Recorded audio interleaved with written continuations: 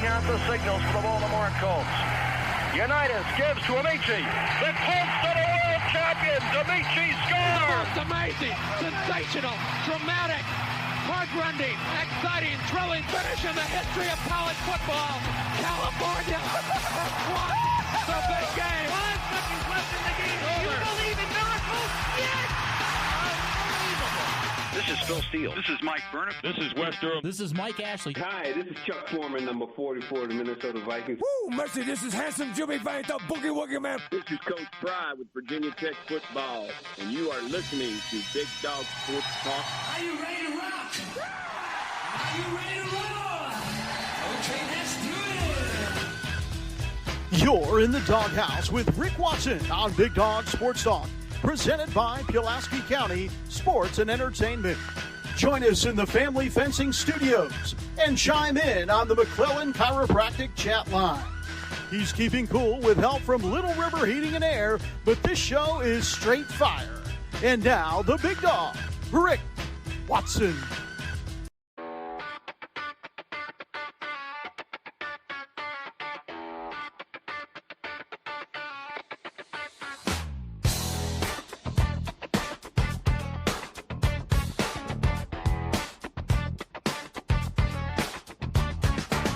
Rick Watson's got the mic, he's the big dog king.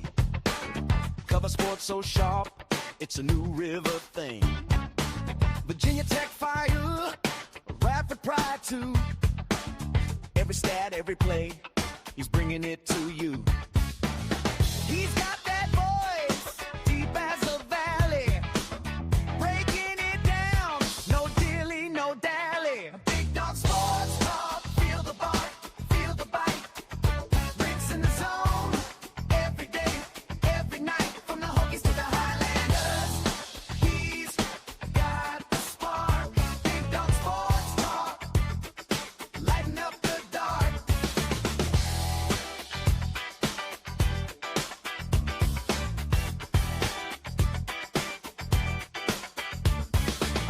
He's got the scoop, faster than a sprint. Calling plays like a coach, every word's a hint. From the courts to the fields, the stories unfold.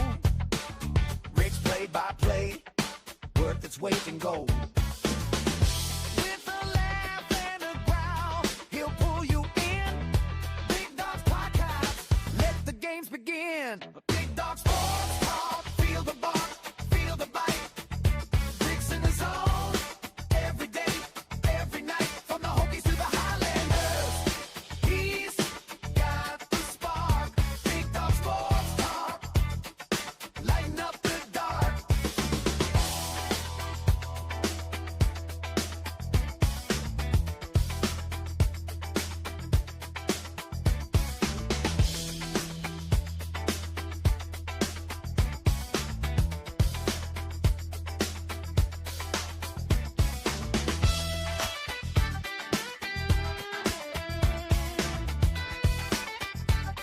It is the Thursday edition of the program here from our Family Fencing Studios here in Reiner. Good morning. Hit us up in the McClellan Chiropractic chat room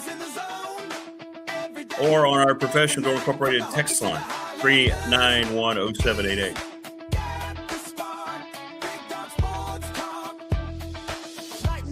David Smith going to join us. Going to be with us a little longer today, about 10 minutes or so. Appreciate that. Our NFL correspondent.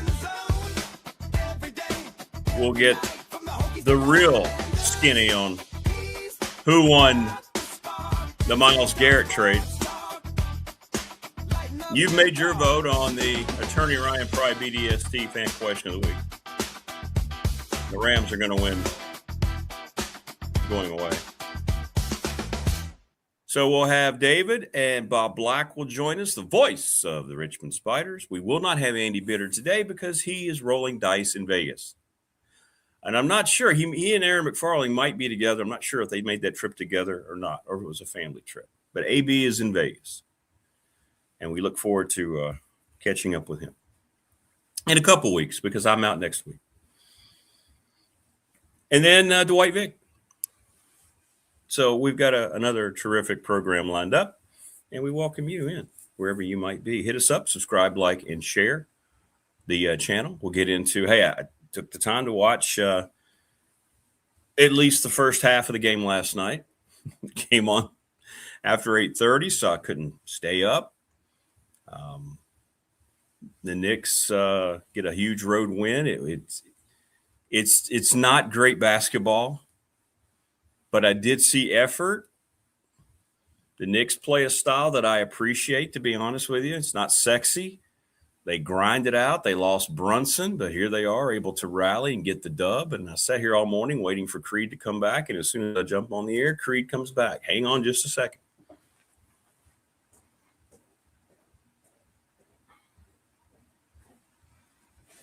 Come on, buddy. Come on.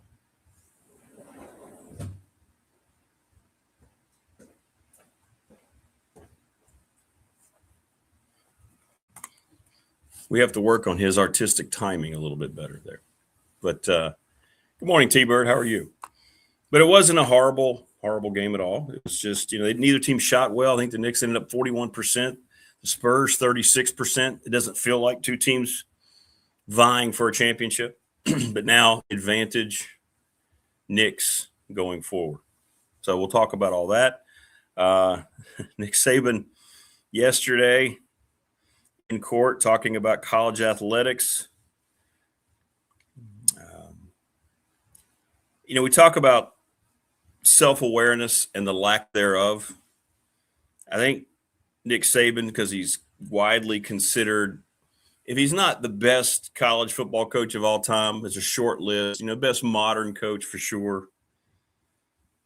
And I think he's having a hard time separating that part of his journey into what he's become now as an ESPN shill.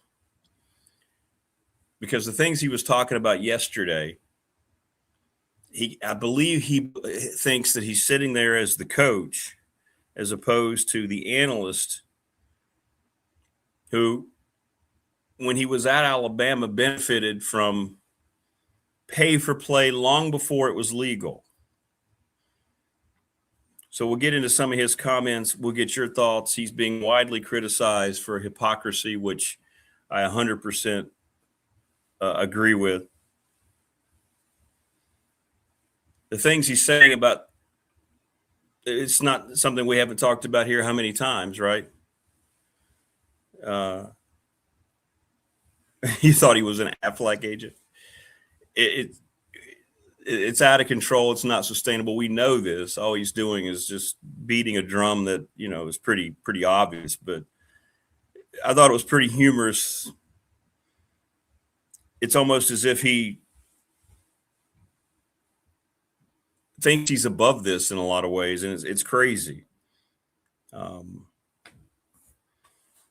If anybody tries to pretend, and I know Alabama fans are probably still in denial, but everybody knows what it was like at Alabama for a long time, and this goes all the way back to the Bear Bryant days.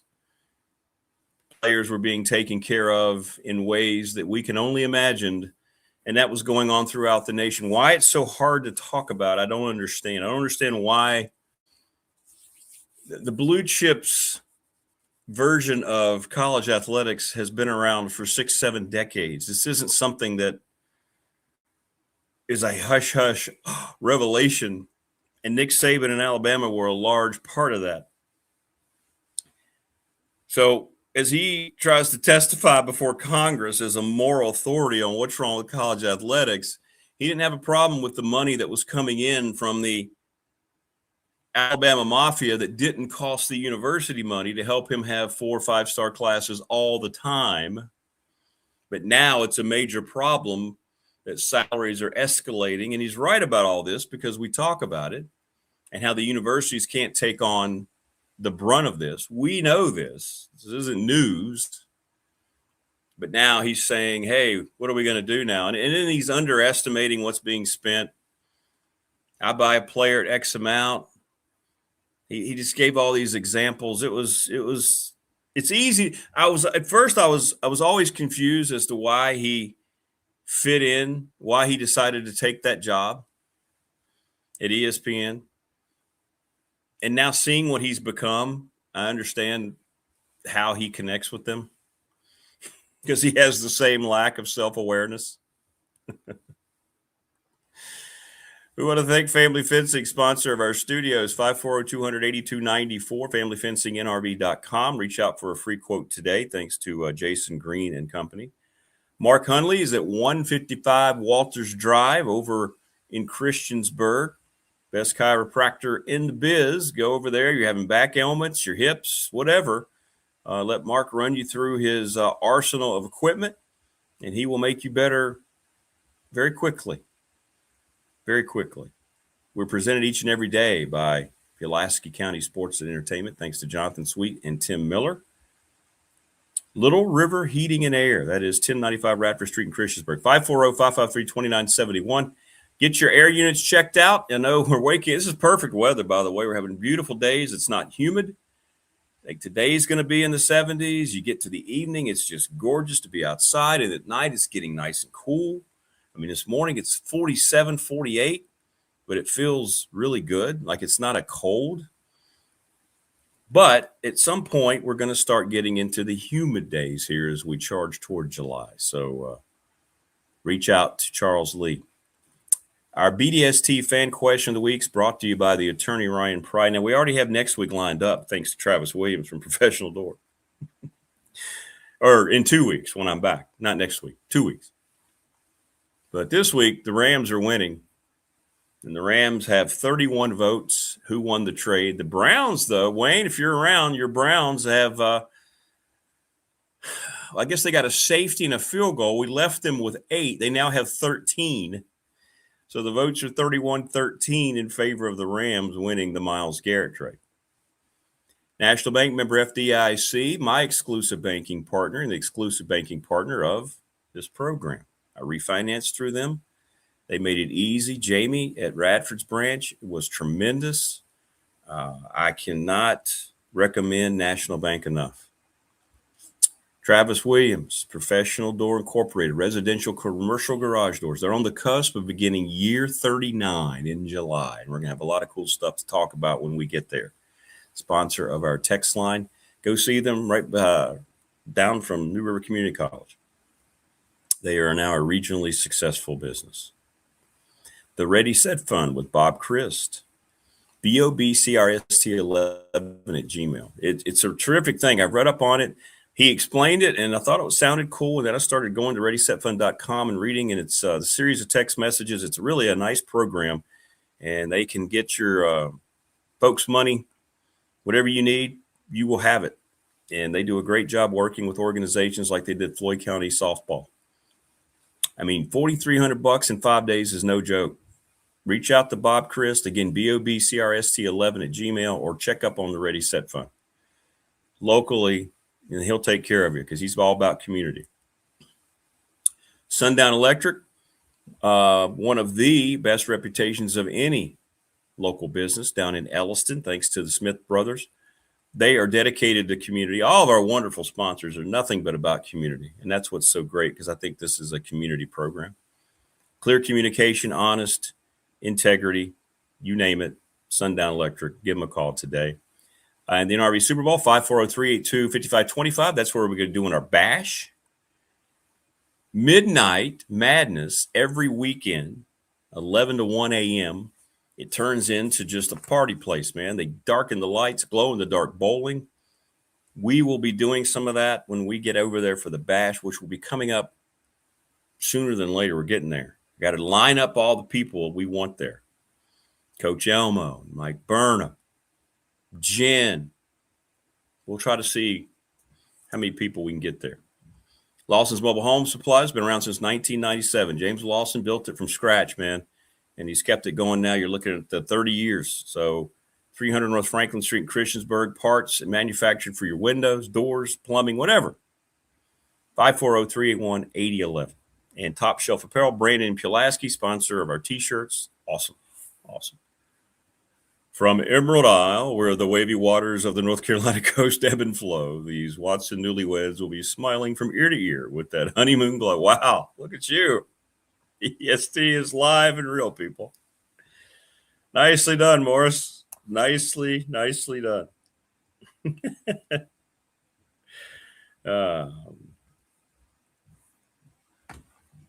So anyway, to me, it came across as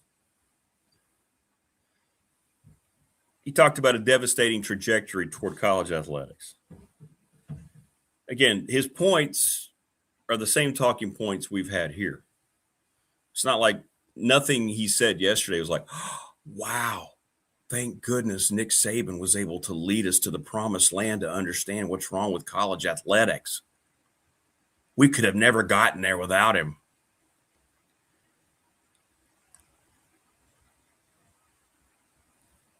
But everybody was paying players. Everybody. Alabama did it to an extreme measure when he was there. I see some of these responses from Alabama fans. Prove it. Where's your proof? I mean, where we are culturally today with people brainwashing.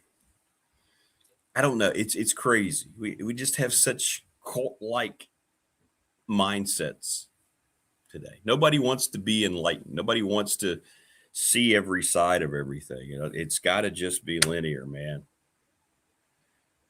And if people who want to try to act like Alabama did everything, there's no proof of it. Come on. We got a brief glimpse of it during the USC days with Reggie Bush, right? When finally all that came out, Matt Leinart, that whole group, Pete Carroll. Ed Orgeron was out there, by the way. Dirtiest players in the game. The money that was revealed that Reggie Bush was getting weekly. The little brown bags of gifts left in lockers by people who had access when nobody else was around. It all came out when the national championship was taken away, one of their titles.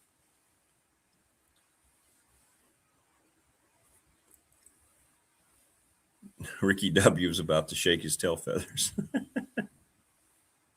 Yeah, that was really good, Morris. Look at you. You're our wordsmith.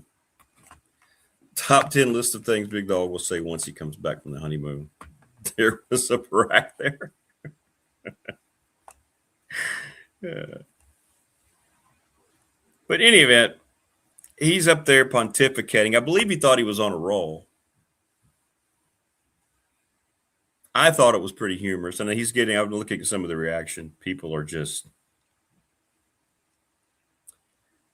kind of ripping him as well. He has his staunch defenders. People still kind of have him in this coaching only light.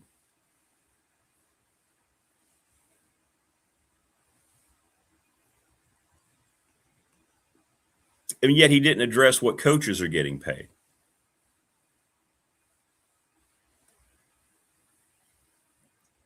That's never into their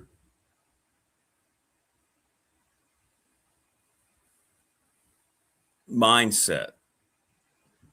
You talk about what universities are responsible to pay toward. He directed it just toward athletes. The ones who made him a very rich man and made him the guy that a lot of people think is the best college football coach ever.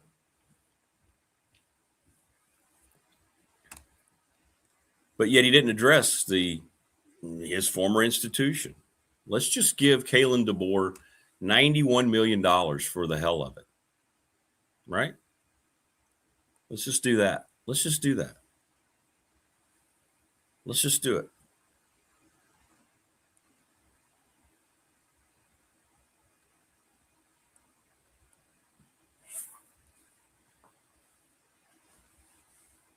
Where was that in the explanation yesterday?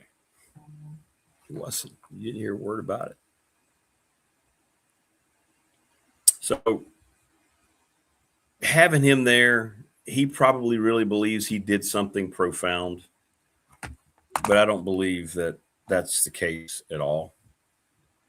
Look, it's great that there's some acknowledgement from different people, I guess, now what's going on, but I don't believe that.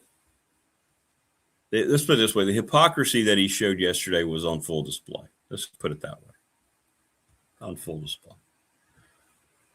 And you can watch the edits and the cuts, and you can go to X and see people's comments. And then there's always going to be an Alabama fan who's going to defend it as if they were clean as a whistle, boy.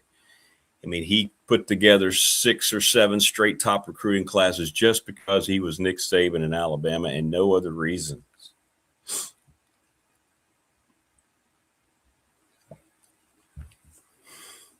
And then there are people try to say, you think Alabama was able to outspend the other programs that were doing that? We don't know. How do you know? There are no numbers shared. This was under the table. This was illegal. You think they're going to report that to their taxes? No, this was money that was pulled together from people who could do it because they love Alabama football so much. They knew they had the best coach in the country, and they wanted to make sure he had the best players, and it worked. Let's stop pretending that never happened. Let's stop pretending that wasn't the rule of law, because it was everywhere. And just because Alabama wasn't backed by the same oil tycoons and moguls that the Texas schools are and things like that doesn't mean they didn't have plenty in the reserve. Blue chips is blue chips released when it was for a reason. Right?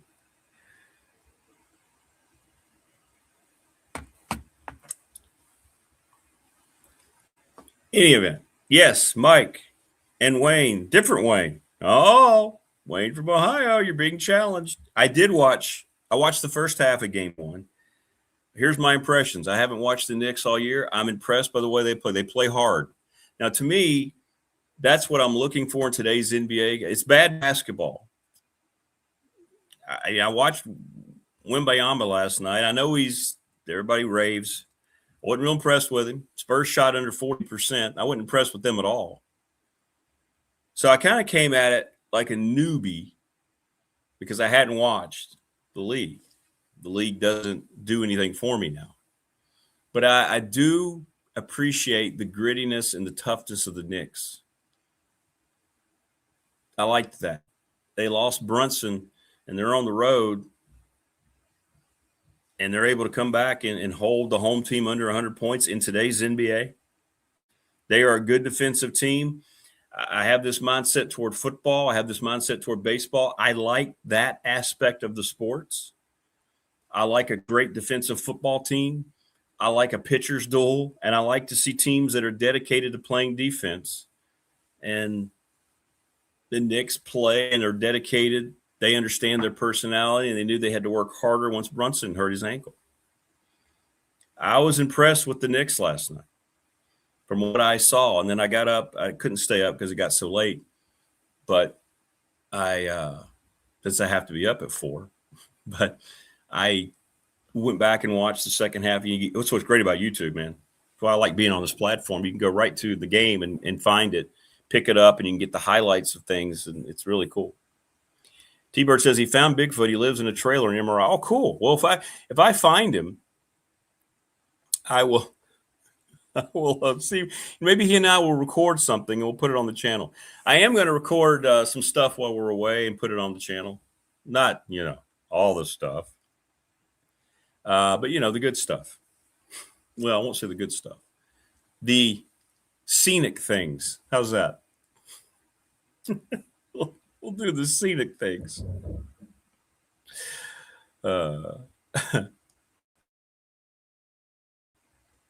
That's coming up Saturday. Yeah, getting married Saturday. Yeah. Here in our big backyard. By the way, a lot of people have been asking on the professional door text line, which I appreciate.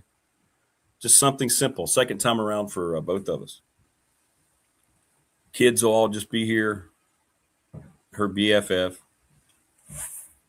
I don't understand why Wemby doesn't just camp out in the lane. He plays like an 8-foot shooting guard. Yeah, he does. He does. And I know he's a freak of nature. And he's a great athlete.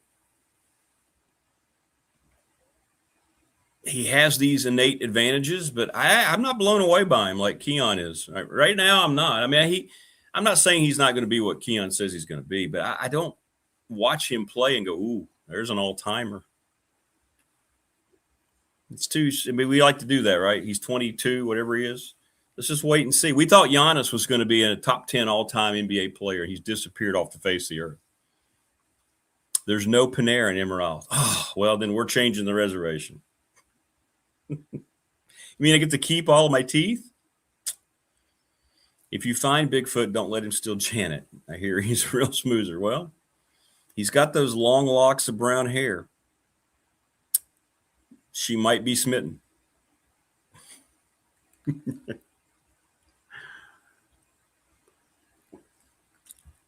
But the Spurs now, pressure's on them. If you go down 0-2, you lose at home. You got to go back to New York, and that crowd that hasn't won a title since 73, whenever it was, you got no shot. You got no shot. So they better step up and get this thing at 1-1. When are they playing game 2? Like in August? They spread this thing out ridiculously, and I don't understand. All right, so game 2 is Friday. I can't remember what they said last night. That's not too bad. Okay, we'll take a day off.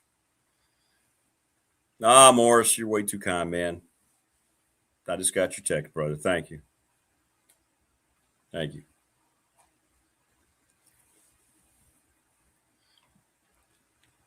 David Smith, Bob Black, and Dwight. Did you see this, by the way? What do you think? And I'm going to wait and show it again. We have the logo finalized for Victory from the Tunnel. I'm going to wait. Again, this isn't me. I'm not criticizing Wembanyama at all. But Brunson had 30. He got hurt and had 30 points. Jalen Brunson, I'm a fan. How can you not be? He's an old school player to me.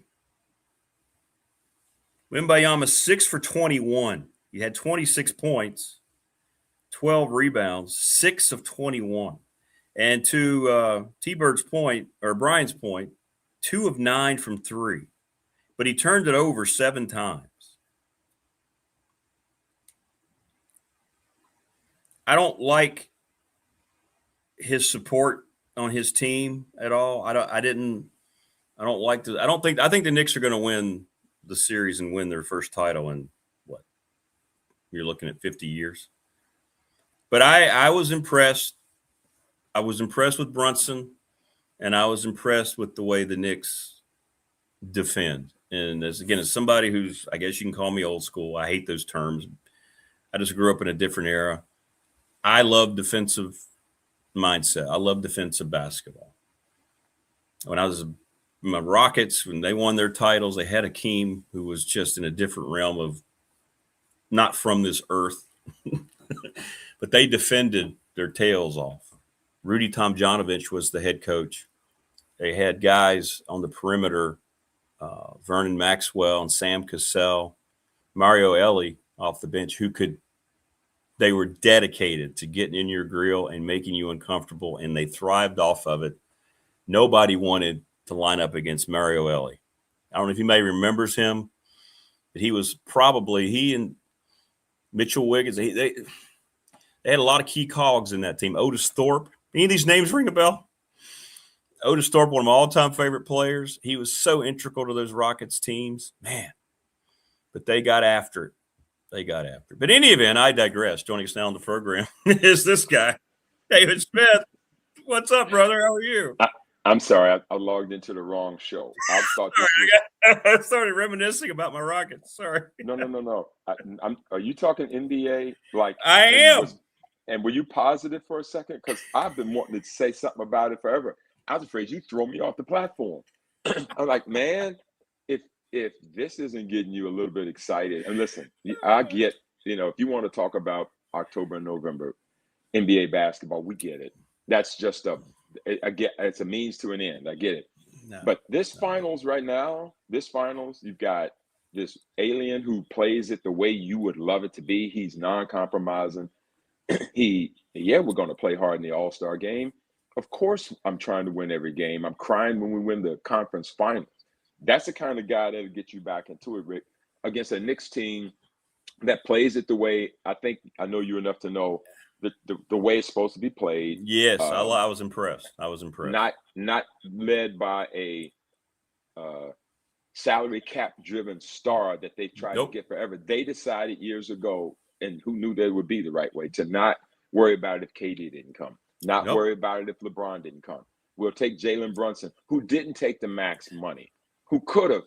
No, I'm good. He took. I mean, no one does that. And matter of fact, I don't know that I would advise him to do that. I know, quite frankly. But he did that. His Villanova guys happened to be part of the mix, made of the right stuff. And right. And it's just one game, and to get through all this is not easy. And I don't want anybody to give me any of this. And I know this isn't what we signed up for today, but I'm just gonna finish because I've been wanting to talk about it a little bit. And he is, and that team is exactly what you want. Made the way you don't have to go and spend $1 million. I mean, think of those guys they've got. I mean, Josh Hart was all over the place. Mikal Bridges, 2 or 3, 4 teams. I mean, he got drafted to go to Phoenix. He didn't go to Philly where his mom worked. All those kinds of things. I know. Jalen Brunson, 2nd round pick. His dad's video of him training him went viral, and everybody thought it was child abuse, the way he was working his son. Just all that stuff is just what New York wants. Now watch they go out and lose 4 straight. And make I know the Spurs will rally, yeah. But Rick, what's not to love about the Spurs? Same kind of team, right? Same kind of team. Same kind of team. Yeah, I don't like their supporting cast as much at all. Fox is okay. Well, I guess what I'm saying when I say same kind of team, they've got this freak. Alien is once in a. Nobody's ever seen anything like this. For those of us that, yes, I remember Mario Elie, by the way, and Kenny Smith and Sam Cassell. I know you do. And Mad Max and Otis Thorpe, when they got from Otis Thorpe was a grown man, and Kenny Smith. People, Kenny Smith, all he does is talk with Charles Barkley. Kenny Smith. No, he was our shooter. He was the point guard. Forget, he was an All-American at Carolina, the whole 9. And so you put all that together. But what I mean with San Antonio is, they've got guys that are pieces that you may know them when they were in college, but you may have forgotten. People, Vassell, where did he even go? I had to look up where he went. I think he may have been Florida State. Maybe, I'm not sure yet. Castle played at UConn where they won it, but he's a player. Of course, Fox, we've seen forever. Fox is the old head. He's got 9 years in the league. He played at Kentucky in 2016 or 17 with Bam in that group. And so Malik Monk. So it's fun to watch. It's going to be a real interesting series. Knicks, they hit him with the first blow, so we're going to see now. They did. Body blow. Got to absorb it, see what happened. That's right. There you go. Speaking of body blows, let's go. I believe the Cleveland Browns fan base has just been hit with a couple of Mike Tyson overhand rights, followed up by an uppercut. I don't think we see Myles Garrett's in this league maybe once every 10, 15, 20 years. I know they had a guy named Aaron Donald who was kind of the next best defensive player I'd seen since a certain number 56 from in the field in New York. But now they get this guy in their Super Bowl window for Matthew Stafford going for his 2nd ring. They got kind of criticized a little bit for the quarterback they took at the draft, but I understand some of the reasoning. They don't draft very high very often. We talked about it. I get it. But to all that aside, they have a GM and a coaching staff and an ownership that says the Cronkies say, you know what, you're our people, do your jobs. They don't care about draft picks. You feel like this is going to work, it's going to work. And they pulled off what I think is the final piece to a team that's going to now be everybody's favorite to win the Super Bowl. I want to get your thoughts because I've seen so many people trying to apologize for the Browns and say that they won this trade. And I'm just looking at this going, no, they didn't. Well, here's the thing, Rick. We'll start with the Rams of it all. And anytime I think teams, Rick, when you look at this, and you and I are watching this stuff for a long time, you try to decide what is the team's mission? What is it you're trying to do? Have a plan. It can even be wrong. It could end up wrong, but you can at least say, here's what we were thinking. Right. Because, Rick, a lot of this is dependent upon players and athletes making plays and putting them in position and all that stuff. But you at least want to be able to start a season and say, here's what we're looking to do. Well, the Rams have made it clear what they're looking to do. 100%. And when they drafted Simpson from Alabama, and everybody went crazy. You look back and you know that they probably in the back rooms were saying, "Don't worry, Matthew. You'll see what this is all about. Just trust me." 100%. Yep. Now, at the time, we all were, and some people still are. Couldn't you get him some pieces to help him get there? Why would you do these kinds of things? I have enough confidence in Sean McVay, this 2.0 version of Sean McVay, this McVay that you pointed out, right? Yeah. Once he decided he was going to come back and coach football again, not that he wasn't, but like there's coaching and then there's in it. He was there, but he wasn't there for a couple of years, it felt like, right? He felt like he was in that. I wonder if he's going to pull a John Madden in 9 years and get out of this thing or whatever, or Gruden and go do broadcasting, whatever, which at some point I'm sure he will do after he stacks a few more of these chips, and he'll be great at it, and we won't be able to turn it off because he'll be awesome. He'll be Madden. I think he'll be Madden, quite frankly. But so you get what they're trying to do now, Rick, and so they went big game hunting. When they went and got McDuffie, we should have seen signs of this. Well, that's they true. weren't just playing around. They were like, you know what? Here's the places we're missing. That's right. The pieces we're missing. Identification. We're not going to draft. We're going to go get players. Let's get an all-pro corner and his cohort from the Chiefs. Let's go get Myles, who was the biggest fish in the sea, right? Let's go get Myles Garrett. Now, the interesting part about it, if you're Cleveland, is this, and I've seen it both ways. When you sent me the message, I was in a meeting and my jaw hit the ground. I go, I know, me too. That's why I sent it to you immediately. It's like, David's got to see this. I said, oh my goodness gracious. So when I got a break, I go out and I start scrolling and kind of reading what this was. And then I said, well, what did they get for it? So if you're Cleveland, here's what you know. You've had Myles Garrett, I think, 8 or 9 years, and you've got nothing. You've got nothing. You got nothing to show for it. What were you going to be this year with him? He set the sack record. There you go. You've really not even scratched the surface of being a contender, other than the Baker Mayfield year where I think you beat Pittsburgh in the playoff. The playoff game. Then all right, lose him. and you lose him too. So it seems to me that Cleveland, at this particular point, doesn't know what they're going to do. But what they do know is that they're not there yet. So maybe if you're them, you're saying, we've got him here.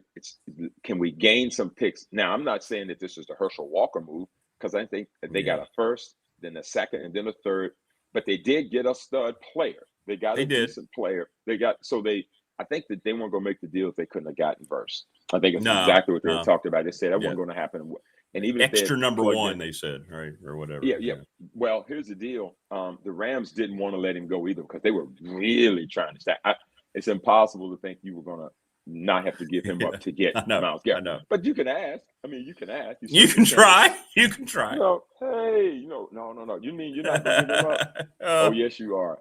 So Rick, I have to say the Rams won the deal. If we have to say that they won the deal, I don't know that Cleveland lost the deal, because Cleveland's terrible. So they're terrible anyway. No, they're going to be terrible, right? Now the question for Cleveland is this: what are you trying to be? You've got. I looked at the roster, Rick. Deshaun Watson, Shedeur Sanders, Dylan Gabriel. You still really have, unless we don't know everything, and that's very possible. We're sitting here on headphones and microphones, and they may have a guy that we don't know is ready to go. There's been quiet talk that Deshaun Watson has looked okay, right? But he's going to have to really. You talk about a guy that had it all, that is all of a sudden. I mean, he's had, from his own personal circumstances that he created to his own injury situation, which no one wishes upon anyone. It's going to be one of those years where it looks like it's going to be a trial again to see who's going to quarterback this football team. And you're not going to do much without that being buttoned up. Interestingly enough, Rick, the best asset of that football team last year was their defense. But what did they go and do? They've traded away the best player on the planet, and they let the defensive coordinator not get the head coaching job in Jim Schwartz, who probably had the identification of that program. Don't you think, Rick? 100%. 100%. So now there's a defense that's got, you now got Jared Verse. You've got Denzel Ward. I'm looking through this. Grant Delpit. You've got pieces You've got Alex Wright on the other defensive end across from where Verse is going to be. They're not a bad defensive football team. But the question will be, will they be the same defensive football team without Myles Garrett? You can't be the same. No chance. You would think. No chance. No. But more importantly, the guy calling the shots, Jim Schwartz, he had the pulse of that defense. They were buying into it. Even the last 2 years when they were putrid, they were still top 5 defense in the league in terms of points allowed per game and yards allowed per game. So when you talk about that to me was something you could have built on. And I thought that the offense let them down last year by just not identifying the quarterback position. I don't think they've recovered since they did not keep Baker Mayfield. And so they've went big game hunting for Deshaun Watson. We all know about the guaranteed contract that was so absurd that years ago it was signed, and no one has approached that level of guaranteed contract since. Everyone thought that was going to be the one to tip the quarterback salaries. Remember, Rick, everybody goes, oh my goodness, that's going to be the end of it. Not at all. It was so absurd that no one has approached that level of guaranteed money since. And that never happens in sports. Once one is done, then everybody now does. And then this one does. But that has not happened at all. And so if you're Cleveland, you can't get out of your own way. And so right now, this is one of those deals where, again, back to what is your plan? Is your plan now to just get through it, accumulate picks, and hope next year for that quarterback that can come in? Yeah, I think so. Whether it be Arch Manning, whose dad probably not going to let him go there, right? More than likely, yes. So have we seen that before? Probably have. So you've got that scenario lining up, or you're going to get the quarterback from Oregon, or will any of them want to go there? Somebody will want the job. I'm not sure who it'll be, and I'm not sure if there's any free agent lying around that want to go there and play either. So if you're Cleveland right now, I'll just be interested to see moving forward, what exactly are you going to be looking to do as you take on this tough division? Is always a monster, Rick, even with the teams having a lot of quarterback and coaching changes. No question about it. Remember, we were on this too, David. We talked about this a few weeks ago when they went through the summer, right before they hired Todd Monken. They went to Myles Garrett and said, "Hey, right. Let's have a conversation about." And he immediately endorsed Jim Schwartz, as you're saying. Look, some of the same wording. He's got a pulse on what he can get this thing turned around. He'll hire the right offensive coaches. Blah blah blah. Yep. You come to me. Yep. I'm your star. I've never complained. I've lined up every day, knowing that we don't have the pieces, but I'm your leader. Okay, thank you, Myles. But you know what? We really don't care what you think. We're going to hire this guy, an offensive coach, and totally ignore you. And I think that set the stage, and maybe they had already planned for this to happen. I don't know. But I think the Rams are getting a selfless guy. I keep hearing all this. He's 31. I don't care. Has he shown any signs that he just set the sack record? He takes better, 30. right? And how motivated is he going to be out there with this team now? Oh, wow. And listen, Rick, not to mention the fact that I don't think last year we said, well, he set the sack record. He's 30. Wow. We're not talking about LeBron being 41. It's like, man, hamstrings at 41. 40, I would understand it. Myles Garrett, the one thing I look at him and don't think is about his age. No. He doesn't look like he is slowed at all. He just set the sack record, ladies and gentlemen. And that's with everybody knowing he's the best in the game, and he's still getting through double teams in the whole bit. No, absurd.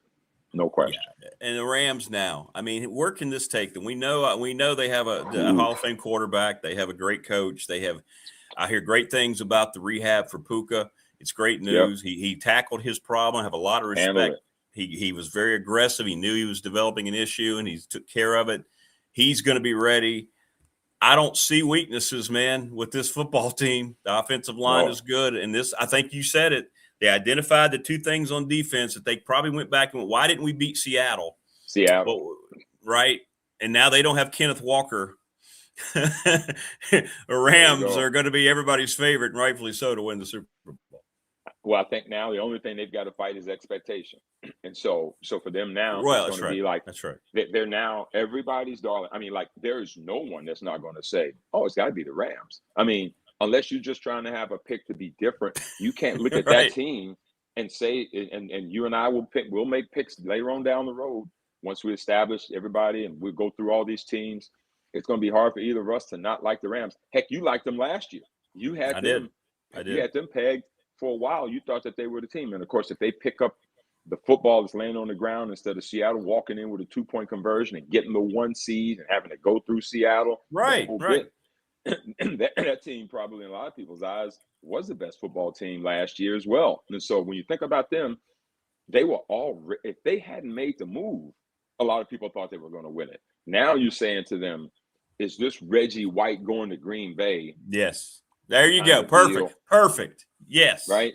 Is this Reggie White? Because a Green Bay team that was knocking, and Reggie goes to Green Bay, and there's a Brett Favre that's like, oh, he's with us now? It just, the room just elevates. You can, the tide raises all boats kind of thing. Now you've got him in there. And of course, in the sport of football, somebody's got to occupy that guy. Got to shift that line to that guy. There's going to be free runners abound. Whoever the defensive coordinator is for that Rams football team, he is somewhere in the lab. Right? He probably can't sleep. He's probably saying, we're going to move. We're going to line him up we may put him at safety for a play. We may just go crazy. Just let him come downhill with a head of steam at about 18 miles an hour. Good luck. So it's going to be a lot of fun. I think the Rams right now are everybody's darling, Rick. And so all that means is who's going to clip them? Who's going to be in the NFC that can clip them? And so there's always somebody we don't know about. There is. But barring injury, and if you can keep Matthew Stafford upright, that's going to be the other thing. He is probably the only thing that could be a detriment to the success of that team is if something happens to Matthew Stafford. 100%. Got to keep him upright. I think they could probably absorb a lot of other stuff. He's a force multiplier anyway. He can make things better. Receiver's not there, no big deal. I can make it. I can wing it. But if he's not there, I think he might be the only irreplaceable person on that team that could probably take it off the rails if he doesn't stay upright. 100%. Agree. Well, we can put the Browns to bed now. We've talked about them. We are scheduled to look at the North. And what's good news for all of you today and for me? I asked David, we know Andy's in Vegas and he can hang out until, a little after 7. So we're going to have David a little longer. So I appreciate that. And we got a lot to talk about the AFC North. And I guess we go to Pittsburgh, one of the most popular franchises in the NFL. A lot of changes there, not a change at quarterback. He's going to be back one more year. But the big story is, can Pittsburgh find an identity under a different Mike? Mike McCarthy comes in. He's had success. I think he's generally a good dude. Players like him, but he's not Mike Tomlin. And there's an identity there that's been lost with Mike Tomlin being there. I think he's 1 year in the studio. Then I think Mike Tomlin's back on the field in 2027. At least I hope so. But what do you think? Just so much change in Pittsburgh from the top on down. This one, Rick, has me totally guessing how it's going to turn out because Mike McCarthy has had great success with Green Bay. Success with Green Bay. It ended in Green Bay almost not quite like with Mike Tomlin, but it was almost one of those that for some reason in the NFL, things run its course because I'm not exactly sure that Mike McCarthy was hated when he left Green Bay. It just seemed like to me he was coaching Green Bay. I think he followed the Holmgren run, and that kind of thing. And he was there for a while. You had Favre, and then you had Aaron Rodgers, and they were competing and they were doing well. It won a Super Bowl, and then all of a sudden it was Mike. McCarthy's done at Green Bay. I don't really know if there was anything that was horrible. I think the Green Bay Packers were always a pretty competitive football team. I don't know much about there being a lot of strife. He's just one of those blue collar. He just comes in, he punches the clock, and he goes to work. But now he's also coached. Now this is the third iconic franchise that he's coached. Now he's coached Dallas, which was right. It wasn't like elite or whatever. No. It was just kind of blah. But I don't think it was like they won 1-15. So he's always been a fine coach. He's also a championship coach, and he's won more games than he's lost. Now Pittsburgh kind of surprised folks when he made the move to go to him because you had Tomlin, and I didn't know who the successor was going to be. In fact, we talked about God bless the successor to Mike Tomlin because I've yet to hear anybody talk about how Mike Tomlin wasn't the right guy for Pittsburgh, even through all that, particularly among Pittsburgh players. I think their own frustration amongst themselves, they all felt disappointed that they just couldn't get over the hump. And even when Mike Tomlin talked about it, he said, those guys deserve to have things to go further than we've had in the playoffs, and we haven't done it in the playoffs. But I don't think folks were like, Mike Tomlin, you're the reason we didn't win it. Right, kind of thing. right. But sometimes, Rick, I think now I'm speaking out of both sides, maybe it has run its course when we tried it, we've done it. In one spot. Yeah. It just, and even if it's not him, maybe I think what we're going to find is maybe what he was doing was all he could do with what he had, right? The way they were building the team. They were always doing stuff on the defensive side of the ball, and they were moderate on offensive drafting or free agency drafting. Yeah. And so even when he went for Aaron Rodgers, that was his play on kind of what the Rams were doing. We got an older defense. We've got Cam Hayward. We got T.J. Watt. We've got Patrick Queen, not old per se. Joey Porter. We've got some experienced guys. Jalen Ramsey. Yeah. On the offensive side of the football, we went hunting, got DK Metcalf. Seattle easily allowed him to go there. And so, but they've got pieces, and he thought Aaron Rodgers would be the guy that could take him past it. Well, he got banged up a little last year. The Aaron Rodgers that I saw, Rick, looked a little like he was gun shy in the pocket. He looked like he was seeing the rush. There it is. Let's cut to it, Dave. He looked old. He looked old last year to me. You don't want to get hit. Even when he ran, he was running. He was looking behind him, kind of like me when I was a kid and the dogs was running after me. Maybe you didn't have that in your neighborhood. Oh, we did. We did. Everybody got these leash laws now. Yeah. Where the heck were they in the 70s? I know, right? By my cousin Malcolm's house, and that German Shepherd that he never tied up was running after him. It's like, God almighty, you hope to creep by. He looked that way at the rush last year, Rick. And so I think about Pittsburgh, I have so many questions around what I think it's going to be. They've got some really nice names on offense, though. You've got Darnell Washington just re-upped as a tight end. He's that 6'7", 300-pound behemoth that Aaron Rodgers found comfort in last year because it's easy to dump off to those tight ends and let them go do the grind. So throwing the football down the field, Pittsburgh's going to have to do more of that. That to me, that's where it really, because folks started sensing that Aaron Rodgers is not going to be 1,001, 1,002, 1,003, 1,004. He's going to be like 1,000, goodbye. He's not trying to take that smoke. And so that's going to be interesting to see if McCarthy and him can align themselves in a way to have productivity on offense enough that an old defense doesn't have to stay on older defense, doesn't have to stay on the field and do the brunt of the work. We recognize Pittsburgh's model is having an incredible defense and running game, and they've got Warren in the backfield to do that. Aaron Rodgers' best friend is a good running game. It'll be interesting to see how they do that. We're going to find out real soon how they do. They're going to open the season against the Falcons. Who knows how that's going to work out, whether it be Tua behind center or Michael Penix back from his ACL. And then they're at New England the next Sunday before they then face the Bengals. And so they close the season out at Baltimore. Ironically, the Steelers in Baltimore, of course, they're going to close the season out playing each other. So they played Baltimore twice in the last 4 games. And so for me, when I think about this thing, it comes down to 2 things. One is, can Aaron Rodgers quit looking like the dog's chasing him and play football like we know he can? And again, to be 41 or 42 years old by season's end back there dealing with these young bucks, good luck to you. So that's number one. And number 2, will this version of Mike McCarthy be able to establish a running game to help provide some balance for Pittsburgh so that they don't have to rely on a 42-year-old quarterback, and then see if they can make some moves in a division that's got a lot of changes going on and a lot of opportunity? Who's going to be the one that's the one that grabs it the most?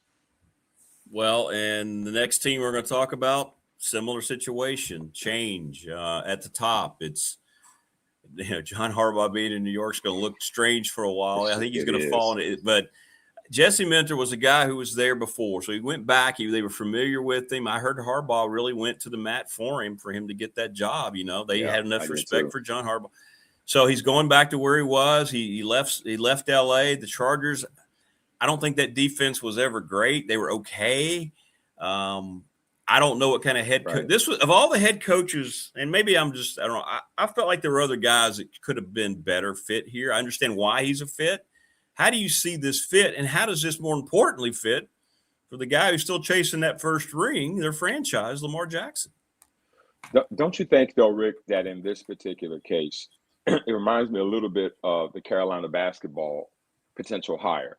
They wanted to stay family-driven in this thing as much as anything. They felt, to me, maybe they felt like it was important to have a connectivity to people who know the Ravens way in as much as we could. And hopefully we could do it with a guy. So in other words, we know Harbaugh's going to leave, and we're grateful for what he's done. And it just appeared as though that he even segued it. Like you said, he was kind enough to kind of almost leave a note on the desk kind of metaphor. Yeah. Here's the things, here's where the stuff is kind of thing. You handle your business. It almost seems like that kind of transfer of power almost. But they wanted to be able, you know, the Ozzie Newsomes and the DeCostas of the world wanted to kind of keep, because I think they didn't feel like, Rick, to me, that it was all so bad. There's the defensive identity of the Baltimore Ravens drives that bus 100%. And as much as Lamar is a two-time MVP, has done everything but get to the Super Bowl and this, that, and the other. And he knows he's got to play better in playoff games to take him over the hump. But they're identified by their defensive prowess. You know, we talked about Pittsburgh, but the Ravens, you know, play like a Raven is the moniker that they have. So to me, I think that this is what they wanted to build on. Let's get back to making sure, because the Ravens defense the last couple of years has not been that way. It's not been good. Yeah. It's not at all. It hadn't been, you know, there's just, I mean, I can't believe I'm seeing free runners all the time. And Rick, listen to, I'm a guy that cherishes names that mean something. Roquan Smith, Nnamdi Mbuke, right? You've got Trey Hendrickson now from the Bengals. So that was the big game hunting that they went and got. That was the right? Yeah. After the debacle with Matt Crosby, that didn't work out. That whole, I still don't know what happened. I know. For something that was on the front of everybody's tongue early in free agency that has really had no more legs in a while. That one was really, really interesting to me. They kind of like they've settled for 1A here, but it's not like he's not a good football player. So they got a guy player. That they've identified that's going to be good. You got Kyle Hamilton, you got Malachi Starks, and you got Marlon Humphrey. You got Awuzie as well. You got pieces. Baltimore's defense should be better than that. They should be better than that. And so my opinion is they bring Minner in to kind of shore that up. Now Todd Monken's gone. Harbaugh's gone. So you got all those guys that you used to have that are gone. Greg Roman used to be there. He's gone. So now, Lamar, you're left. And now the light's shining on you. We've got the defense good. Lamar's been there for OTAs, which is unique for him. Non-mandatory stuff. He's showing up, trying to show goodwill toward mentor perhaps, or just needing to be there. We still got Derrick Henry, who talk about ageless and timeless, Rick. Right. He's older than Myles Garrett. It doesn't seem to be slowing down at all. Nobody talks about that much. I'll do that. It doesn't slow down at all. And in fact, I as much as he's good, I'm not so sure that they use him enough. There's times he's on the sideline in the game, and I'm thinking, that guy's not tired. He's worked out harder than that in June. Put him in the football game. And you got Zay Flowers, Rashad Bateman, Mark Andrews to survive. They did lose Ricard, the fullback, and likely they both went to the Giants to follow Harbaugh. So they lost some depth there. And so the key to me, though, for Pittsburgh, for the Ravens, it's always going to be, can you keep Lamar right? And they lost Lindenbaum to the Raiders. The Raiders went and paid him the highest price for any center because they knew Mendoza was going to need somebody that's going to hold it down. He was probably one or two of the best centers along with Creed Humphrey in the league. So they wanted to make sure they had that. So the Ravens lost their center. I think now, Rick, when you start thinking about them, it's going to be real interesting to see if Lamar can stay upright and they can focus on running the football and that defense. And for me, that's really what it's about for the Ravens. But I think too, Rick, it's getting late early for Baltimore. You know, I live with a Raven fan, and she's got the pulse of her city, and she asks a lot of times, you know, how's things up there, and that she's like, you know, they kind of getting a little restless. You know, this change here now, you know, they wanted to change, and now that it's happened, it kind of was like, well, dang, I guess they really did make the change. All right, so they're now all in on the change. And so now with change, people have expectations. So now, not that Baltimore hasn't had them before. So when I think about that, they're going to open up against the Colts, which is one of the hated games for Baltimore. Anytime Baltimore plays the Colts, they hate it. They hate it. It's at Baltimore. I mean, it's at Indy this year. So Baltimore has no love for anything with Colts on it, which what happened to them in 1984. So they'll open with the Colts. We'll see how that is. And then they got New Orleans, and then they go to Brazil to play Dallas, and then they're home for Tennessee. So right out the gate, not the hardest schedule. I did notice when I was looking over this last night, They have their last 4 games are division games. Last 4. So they only played 2 division games before week 14 in December. So they only have 2 division games before then. So a lot of their hay is going to be made late.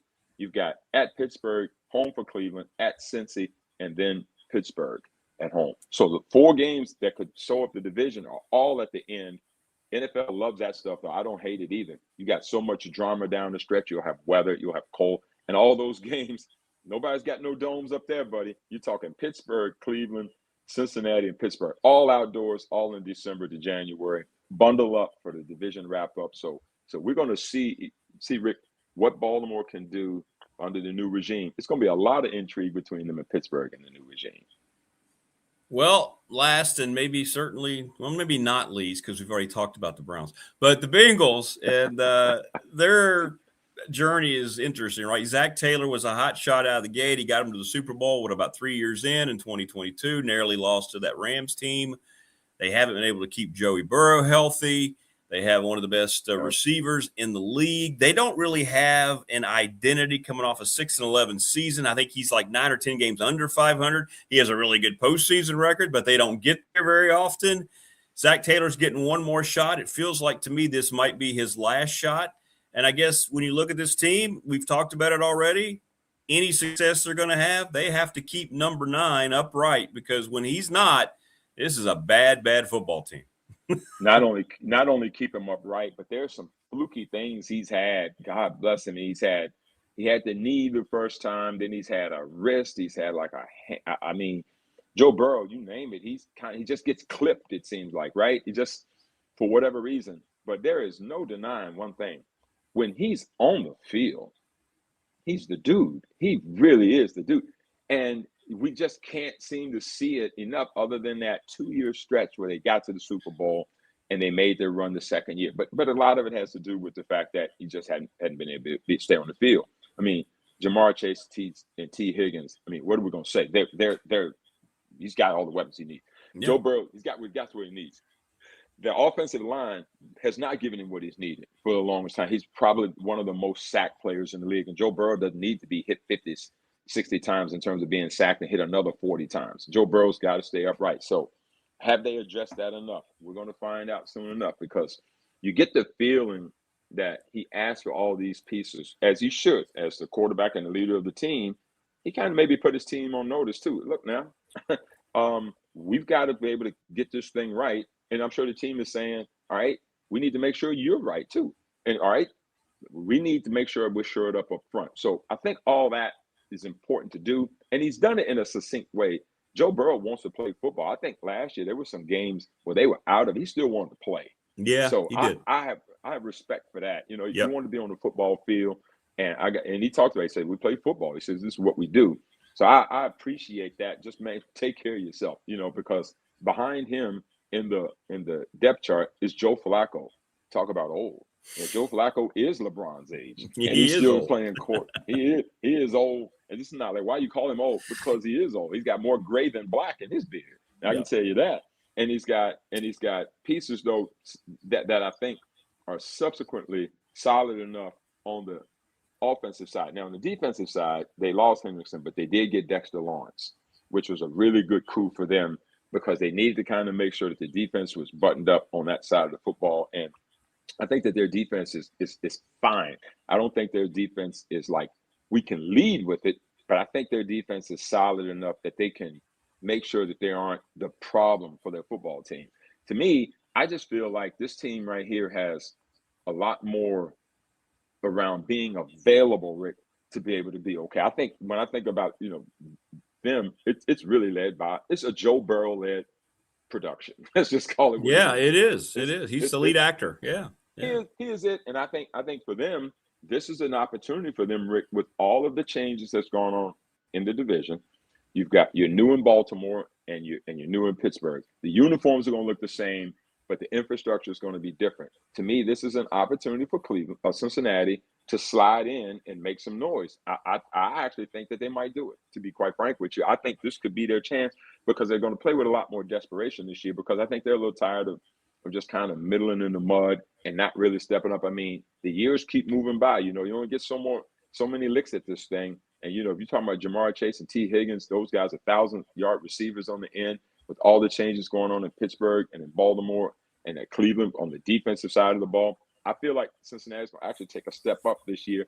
I have a lot of confidence in them to be able to do that. But again, as we talk about when we go through all 32 of these teams and we're going to hit every single one of them, we're always going to lead with one thing.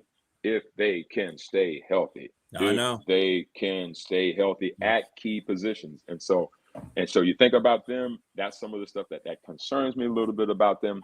But I am actually probably a little more bullish on the Bengals than I would have been had there not been so much change in the division, because I really feel like Cincinnati is talented enough to do it. They just haven't pushed through it yet enough to do it. And so I think it's definitely going to be very interesting to see. And of course, Cincinnati, the only team in that division, this will make Rick really mad, that still has turf. They're the only team in that division that has turf. They got to get rid of that turf. And you wonder, too, their mindset may be like, all right, we are the only team, the only organization that kept our coach in this division, right? Everybody else has got a brand new coach. So maybe they are trying to take advantage of a little stability and how things are run, even though they lost their star defensive player. But you're right, they had a nice recovery. Maybe that's part of the mindset here, because there is going to be, no matter who the players are, you change over your coaching staff. It's going to be different. We've already seen Cleveland lose their best player basically because of it. I think it led a lot to it. So I don't know. Maybe that's part of it. Maybe you're right. Maybe just seeing Cincinnati saying, you know what? We're the ones that's going to kind of maintain ourselves here. We'll see if they can make a jump. So, yeah, it's there. And if you think about Baltimore, you think about Pittsburgh, even last year when the season began for both of those teams, there was conversation around, is this going to be the last year for Harbaugh? Is this going to be the last year for Tomlin? For whatever reason. And so each week you just can sense that it's in the mix. Even in press conferences, you can just kind of say, is this the last time Tomlin will be in Pittsburgh? You know, all those kinds of things. They may not be factors, but it's not nothing either. And so now you've got Cincinnati who's not going to have any of that right now, you would hope. Now, if things start to go south, you're not going to fire Joe Burrow. You're not going to fire Jamar Chase. At that particular point, it can come back to you. But I've not sensed anybody really feeling any kind of way about the regime at Cincinnati, other than they just haven't won enough football games. They haven't won, right? They haven't won a lot of football games. And a lot of that has to do with the fact that guys are on the sidelines a lot instead of playing. So this will be an opportunity for them to kind of change that narrative. Yeah, that's right. That's right. Well, great stuff. We'll look at the South in the AFC, which is just, to me, a very I don't really have a clue what's going to happen in that division. I know that there's one team that I think you and I agree they're going to be the obvious favorite, but everybody else, I don't know, man. It's going to be interesting when I hear you tell you. It's going to be dicey. It really, really is. And I do appreciate you hanging on a little extra this morning, man. No problem. I did want to leave you with this because I'm going to try to do this for each division. Yeah. I've got Cleveland in 4 at the 4 spot. Yeah. I've got Pittsburgh in the 3 spot. I've got Baltimore in the 2. I've got Cincinnati winning the division. Whoa! Cincinnati winning wow! Cincinnati to 1, Baltimore to 2, Pittsburgh to 3. So we'll log these. And then what we'll do at the end, last week I also picked Buffalo to win the East. You did. And so what we'll do is we'll compile these throughout the summer, and then at the end we will establish who we think is going to be the 7 playoff teams from each division, and then we'll go through and see who we can line up to make it to the Super Bowl. So so there's the first kind of now. But I do have Baltimore making the playoffs. So there you go. So mic drop from David Smith, the NFL We'll guru. see. You got to shoot your shot. You got to shoot your shot. It's 6:30 in the morning. I know exactly. Exactly right. No question. We're never scared to shoot our shot here. No. Nobody gets hurt in the making of these predictions. Nobody. No, not at all. All right, brother. I know you have a really, really busy day. Thank you so much for and by the way, on, man. Congratulations to you, Rick, and your bride. Congrats to you and your bride, man. Don't worry about this thing at all. And so clearly you've got your priorities messed up by not having a show next week because you're going to be on some honeymoon. So we're going to have to work on your commitment to this. Shouldn't I just be doing that every morning, right? I feel like I'm betraying everyone. if you called in from your honeymoon to do this show, then I would check on you. I would check on you. I know, right? Exactly. I would check on you. You better not be on here next week. So we'll see you in 2 weeks, and we'll go over to AFC South, 2 weeks. and not before. Not before. No, not before. We're gonna run best of shows next week, and I might re-air today's show next week. So yeah, we'll have best ofs running in the time slot. So at least don't there'll worry be about something this right. thing. So, yeah, man. But don't worry about this. Have a great time, man. Good. Congrats, hello to the bride to be, and we'll see you in 2 weeks. I will. All right, brother. Have a good day today. All right. Thanks, buddy. All right, man. Take care. There you go. David Smith, the great David Smith. How good is that? Yeah, that's right, Brandon. That was a David Smith just picked the Bengals to win the North. Oh, my. Oh, no. Oh, no. That was out of nowhere. Yeah, how about that? Well, you know, he was building up to it. He kept talking about the Bengals. And wow, that's big. Bills and Bengals so far. I wonder if that B trend is going to continue when he gets to the West. Somehow I don't think Broncos is going to be the first team. Yeah, DS is great. Show me. Go anywhere. Go to dreaded ESPN. Go to the NFL Network. Go to any of the people on X. Tell me anybody who breaks down the National Football League better than David Smith. Just do it. Show it. I want to see clips. I want evidence. You're not going to find any, so I'm not worried about it. Thanks, David Smith. He's in town actually this week. He's part of the BOV at RU, so he got a busy day. So appreciate him jumping on. But that's, it's fun for him. He uses it as his, he's just kind of relaxed. He can kind of get his mind to the thing he loves the most, the NFL, and it shows. He's the best. You learn something every time you talk to Dave. Family Fencing, sponsor of our studios. We learn how great they are at making your home more secure. Reach out for a free quote. Jason Green, 540-200-8294. Mark Hunley, by the way, he'll get you back straightened up just like this. You go down like this. You go see Mark. McClellan Chiropractic, sponsor of our chat room, 155 Walters Drive. Reach out to him today. We're presented each and every day by Pulaski County Sports and Entertainment. Thanks to Tim Miller, Jonathan Sweet. You got the racetrack. You got the Sportsplex about to open. You got Pulaski River Turtles about to start their season. Man, there's a lot going on. Little River Heating and Air, 1095 Radford Street in Christiansburg. That is Charles Lee, 553-2971. Make sure your air units are ready to rock and roll. BDST Fan Question of the Week brought to you by the attorney Ryan Pry, West Main Street in Radford. And since David and I just talked about Myles Garrett, the Rams have gotten 4 more votes on our professional door text line. The Browns falling further behind now, 35-13. We'll be back after this word from Hertz Rent-A-Car. National Bank member FDIC, the exclusive banking partner of yours truly and this program. I cannot recommend them enough. Professional Door Incorporated, commercial and residential garage doors. They're on the cusp of beginning year 39. And we're going to have some cool things to talk about year 39 for Travis Williams and Professional Door, sponsor of our text line. ReadySetFun.com, Bob Chris, BOBCRST11 at Gmail. It's a series of text messages, different types of things they can do to help you. They offer. Reach out to him today if your organization needs some quick money, your church, your school group, women's organization, men's organization, doesn't matter. Let them help you. Sundown Electric, one of the most reputable businesses in our area. You don't believe me? Just go to their site and look at every review is a 5-star. And you can tell they're real reviews. People who have used this amazing company, superior craftsmanship, costs as low as they can. Reach out to those folks. Thanks to the Smith brothers. NRV Super Bowl, we're going to have our bash there. Midnight Madness begins tomorrow, 11 p.m. to 1 a.m. They turn the lights off, glow-in-the-dark bowling. You can get your food at special deals, your beverages. Yes, have some. NRV Super Bowl, 382-5525. Terry Stike's done a great job. Lawson's Mobile Home Supply has been the place for your home manufactured plumbing, windows, supplies, doors, installation, you name it, they do it. 300 North Franklin Street in Christiansburg, 381-8011.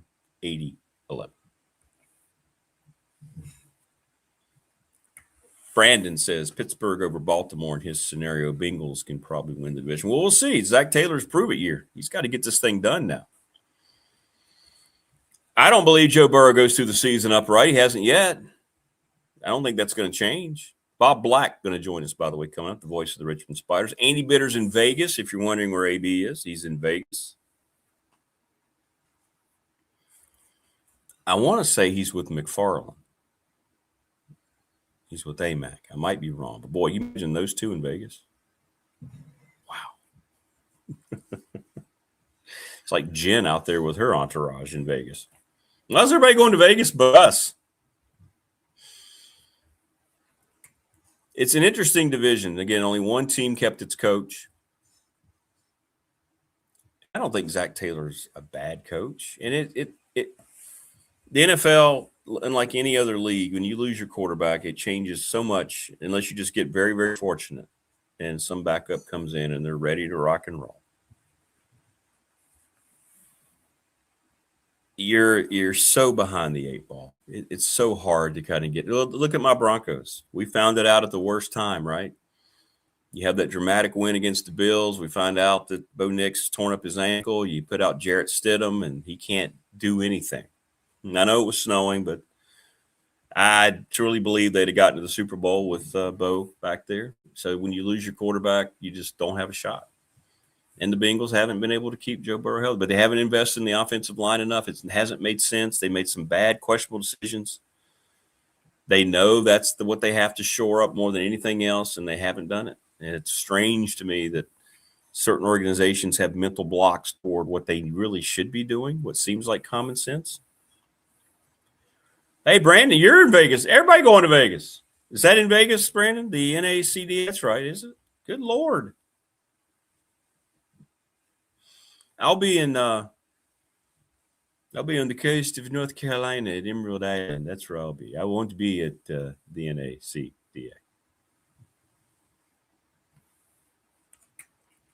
Everybody going to Vegas.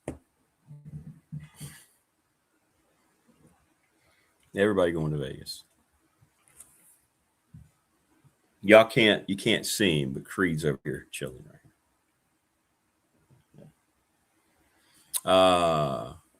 Will we finally hear Careless Whisper tomorrow to send the newlyweds off in style? No, she hasn't reached out. No. She has not reached out to tell me she's ready for that performance. So I'm sorry. It's been like a 2-month tease. I get it. I'm starting to wonder, and I'll ask her tomorrow, do you really know how to play the saxophone? Was all this just made up?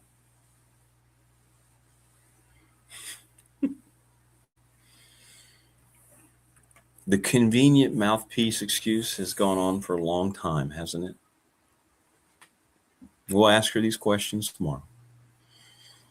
Will Stewart, Mike Ashley's back, and Jen tomorrow on the program.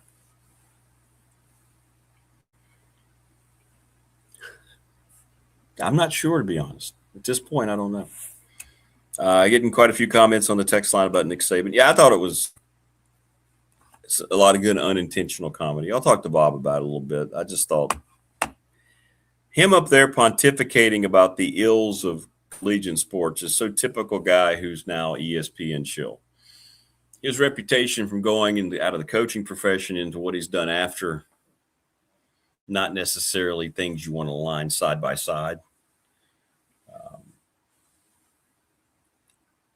How people want to act like Alabama wasn't working at an tremendous advantage before those advantages were shared by everyone. I don't know what to tell you.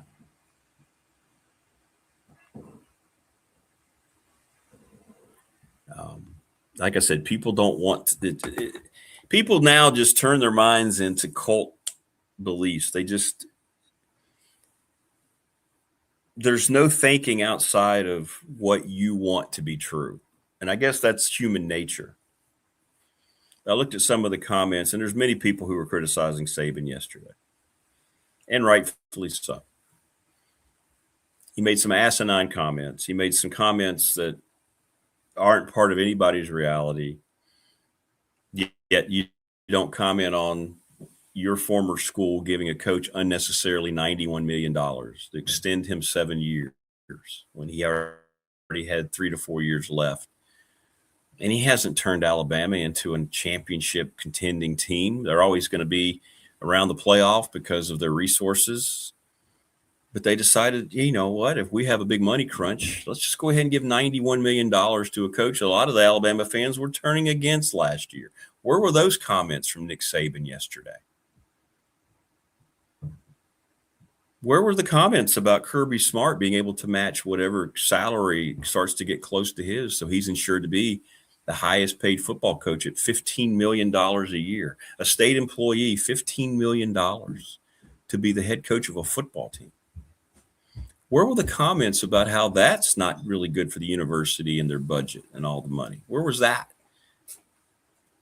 No, it was all about the players yesterday.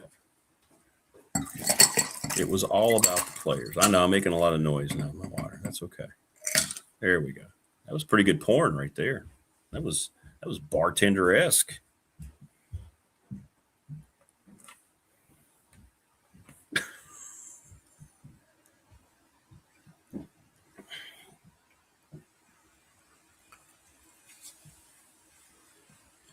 But it's rich coming from him was the whole point.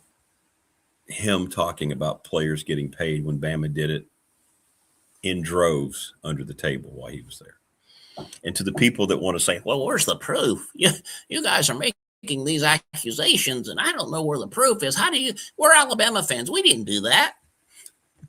Everybody in Tuscaloosa knows who the Alabama Mafia is. Everybody. Guess who created it? The other guy who was considered the greatest college football coach of all time, Bear Bryant. Here's an idea. Read books. It's amazing how much reading can enhance your knowledge of topics instead of just responding on emotion or whims or being misled by the media and people that you want to follow because it fits your beliefs. Why don't you read a little bit about the way things really were and have been for years until we got into pay for play, until the O'Bannon case. And what Nick Saban and anybody else is misunderstanding is this isn't about the players being paid. This is about people who were paid a lot of money to be in charge, to keep this thing organized, to keep this thing regulated, that completely didn't care. They just were worried about getting paid. They didn't want to get involved in anything. They just let it all happen. And the courts have recognized this, which is why that organization, the NCAA, which is led by sewage rats, right, is going to lose every court case going forward. That's why they're not doing anything now. This is common sense. This isn't something that you need to have Nick Saban get up there and show up on everybody's X account yesterday, wearing his suit, acting like, wow, there's a guy who's really putting us in our place. Boy, he's telling us things we didn't know.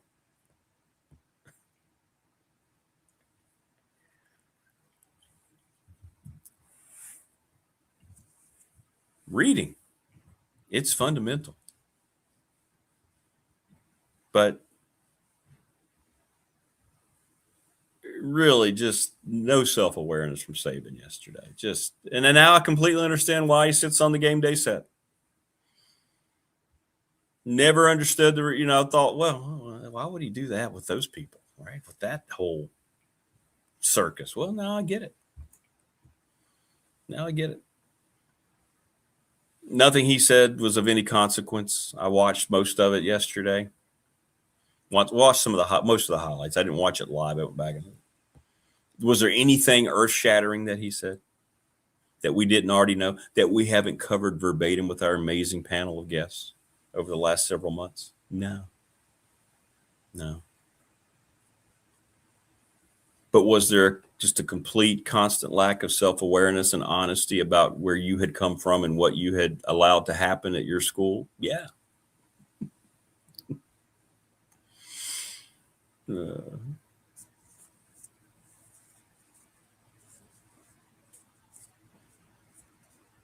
People just want to believe what they want to believe. Their own perception is all that matters. They're not worried about – people don't want to be – I think the reason the media has gone the way it has in terms of not worrying about getting things factually correct, how that used to be and it still should be. If you're going to be a journalist of any kind of integrity, it's about getting things right, having facts to back up what you're doing.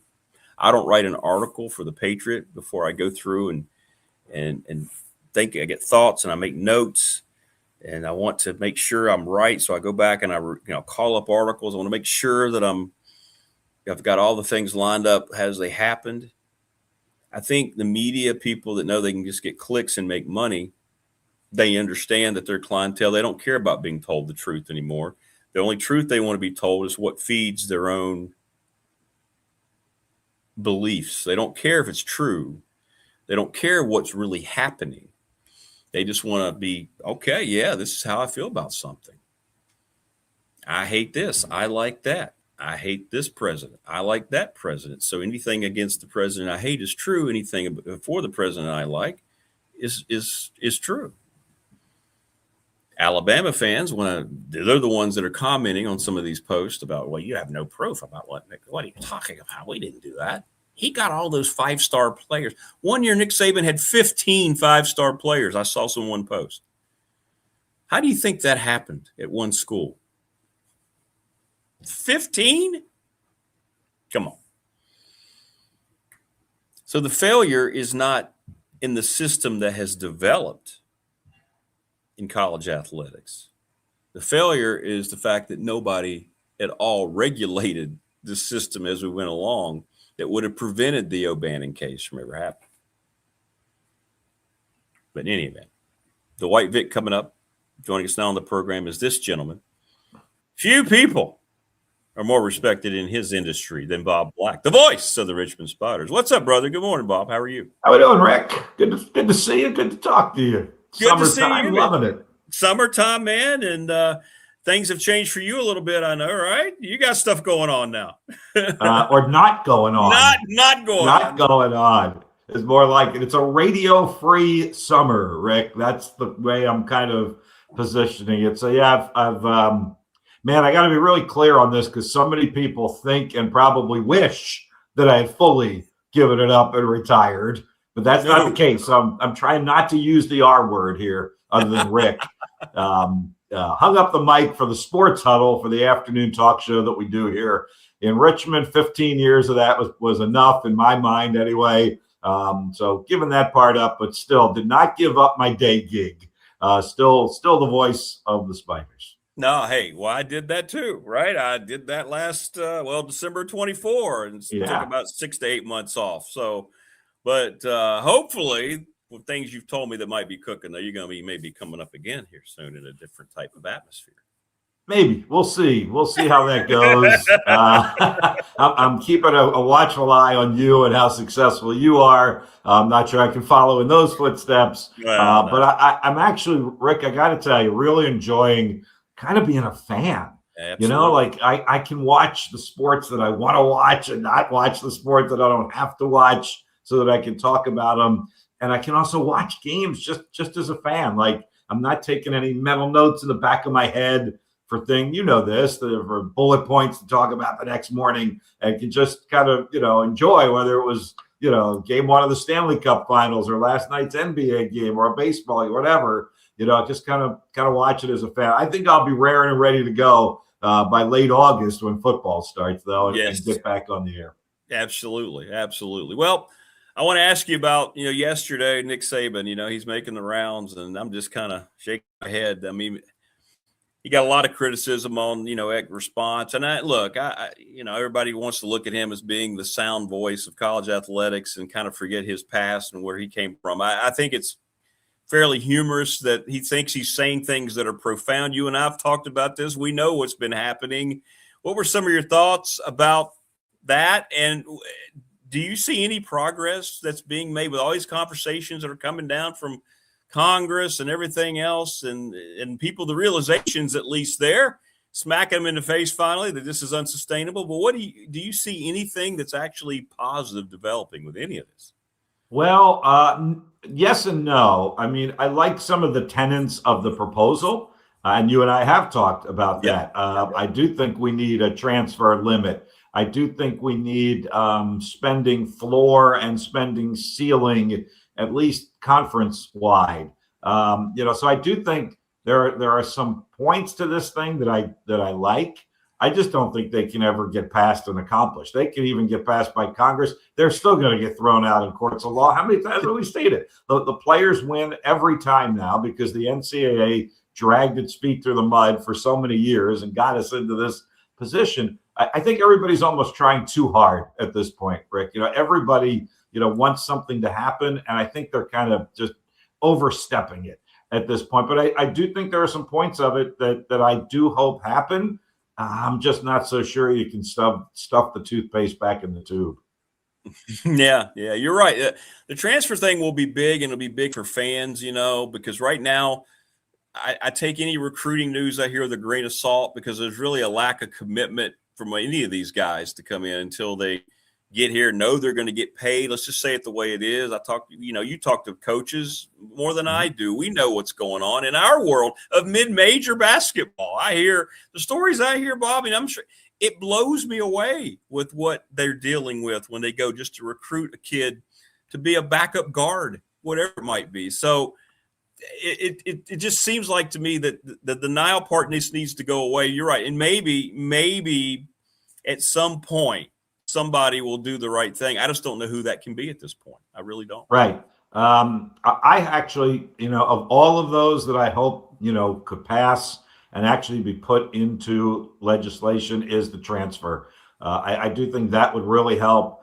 You make your pick out of high school. That's one. You transfer once. That's already two. You transfer a third time. That's three different schools you've already, made up your mind on, and something's gone amiss, whether it's money or whatever the case may be. I think at that point, we got to slow them down and say, okay, you're going to that third school already, but we're going to make you be there at least 2 years. Now, I mean, we're going to pay you that year that you're not even playing. Think about that. I mean, there's nothing so wrong with that. And you're going to ingratiate yourself to your team at the very least for 2 years. And the money and resources and time the coaching staffs and administrations are spending on you, they're getting something for your return. Now, you're still going to have to pay them, Rick. I don't think that's ever going to change at this point. I think those astronomical numbers are here to stay because the players and those agents and the courts, they're not going to allow it to go back the other way again.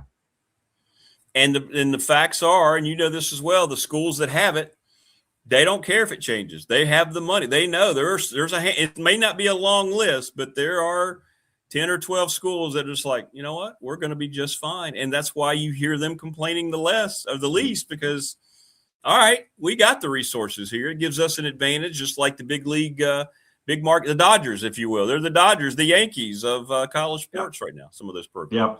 Yeah. And I think there's a chance that could still happen where there's a breakaway of, and I can't imagine it just being those two conferences. I mean, to me, that's kind of boring. Is it really the Big Ten and the SEC, and they're just playing each other in all these sports? And that I don't see, but I can see a top four, kind of breaking away from the rest of us. You know what, Rick? I'm fine with that. Give us the rest of it. We'll make it look a little bit like college athletics. It's never going to look like the way we knew it, but it'll look a little bit closer to what we remember as college athletics. 100%. I think that's what's going to happen. I'm thinking maybe 60 teams in the big breakaway, and then you can divide it into divisions. I've seen a lot of models that make a lot of sense. You could have 8 divisions within those 60, whatever it ends up being the number. Let them do their thing centered around football. And you're right. The rest of us, we can kind of reconvene around college athletics and make it kind of similar for fans, and that'll be the advantage I think that can be created. I really do. Yeah, and at that case, actually, now that we're talking about it, I think some of those financial numbers could come down a little bit for the rest of us, and maybe make it a little bit more reasonable. Like I'm looking at Richmond, Rick, and I'm not telling you anything that's not kind of out there, but I mean, we're at probably, I don't know, 5 million, somewhere in that ballpark to pay our back. I never thought I'd see the day when something like that would happen at a small private school like Richmond, which basketball is very important to Richmond, don't get me wrong, but so is education, academics, culture, campus, all of that. And yes, Does Richmond have that kind of money? Yeah, I mean, we do. But, why do you want to do that? And I do think if you could break away that top 60 that you talk about, and then everybody else, maybe some of those numbers would even come down and be a little bit more reasonable. Well, you make a great point. I've asked this a lot. To what end? Because you just said it, right? Yes, basketball is very important in Richmond. It's a terrific traditional sport. It's important at Radford. It's important. But to what end to spend all this money to compete? If you win the title in your conference, that's great. You might get an automatic berth in the NCAA. You're going to probably win a game, maybe if you're fortunate. But to what end now is it going to be to motivate people who want to continue to donate? Are you just going to keep counting on and getting sponsors to get you to that level? Because you're not – I don't know. That's what I'm asking fans who have donated. To what end will you continue to do this? How does it continue to make sense? And that's a great point that you made earlier, that the top, 4 conferences, 60 teams, I think they have enough resources and enough donors that they're going to be able to continue to do this. I've been amazed by some of the numbers I've seen of donations to universities. And I'll tell you the one that I look at all the time has nothing really to do with football or basketball. Matt Josephs and I, when we were co-hosting the Sports All, we used to kid about this all the time.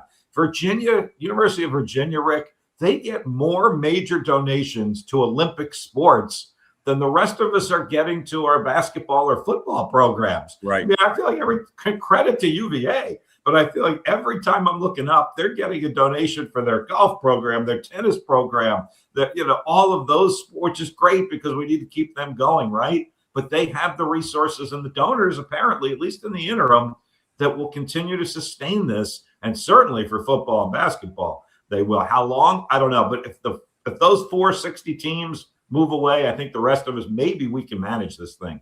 I don't know if that's a pipe dream or not. Well, you mentioned UVA. It's interesting. I was talking to David Till about it yesterday, and they kind of go under the radar. We don't hear a lot about what Tony Elliott's got, but right. And I think you're right. I think it's taken care of so tightly internally because, like you said, we know the money. They're legendary, aren't they? With the kind of donations they get to these other programs.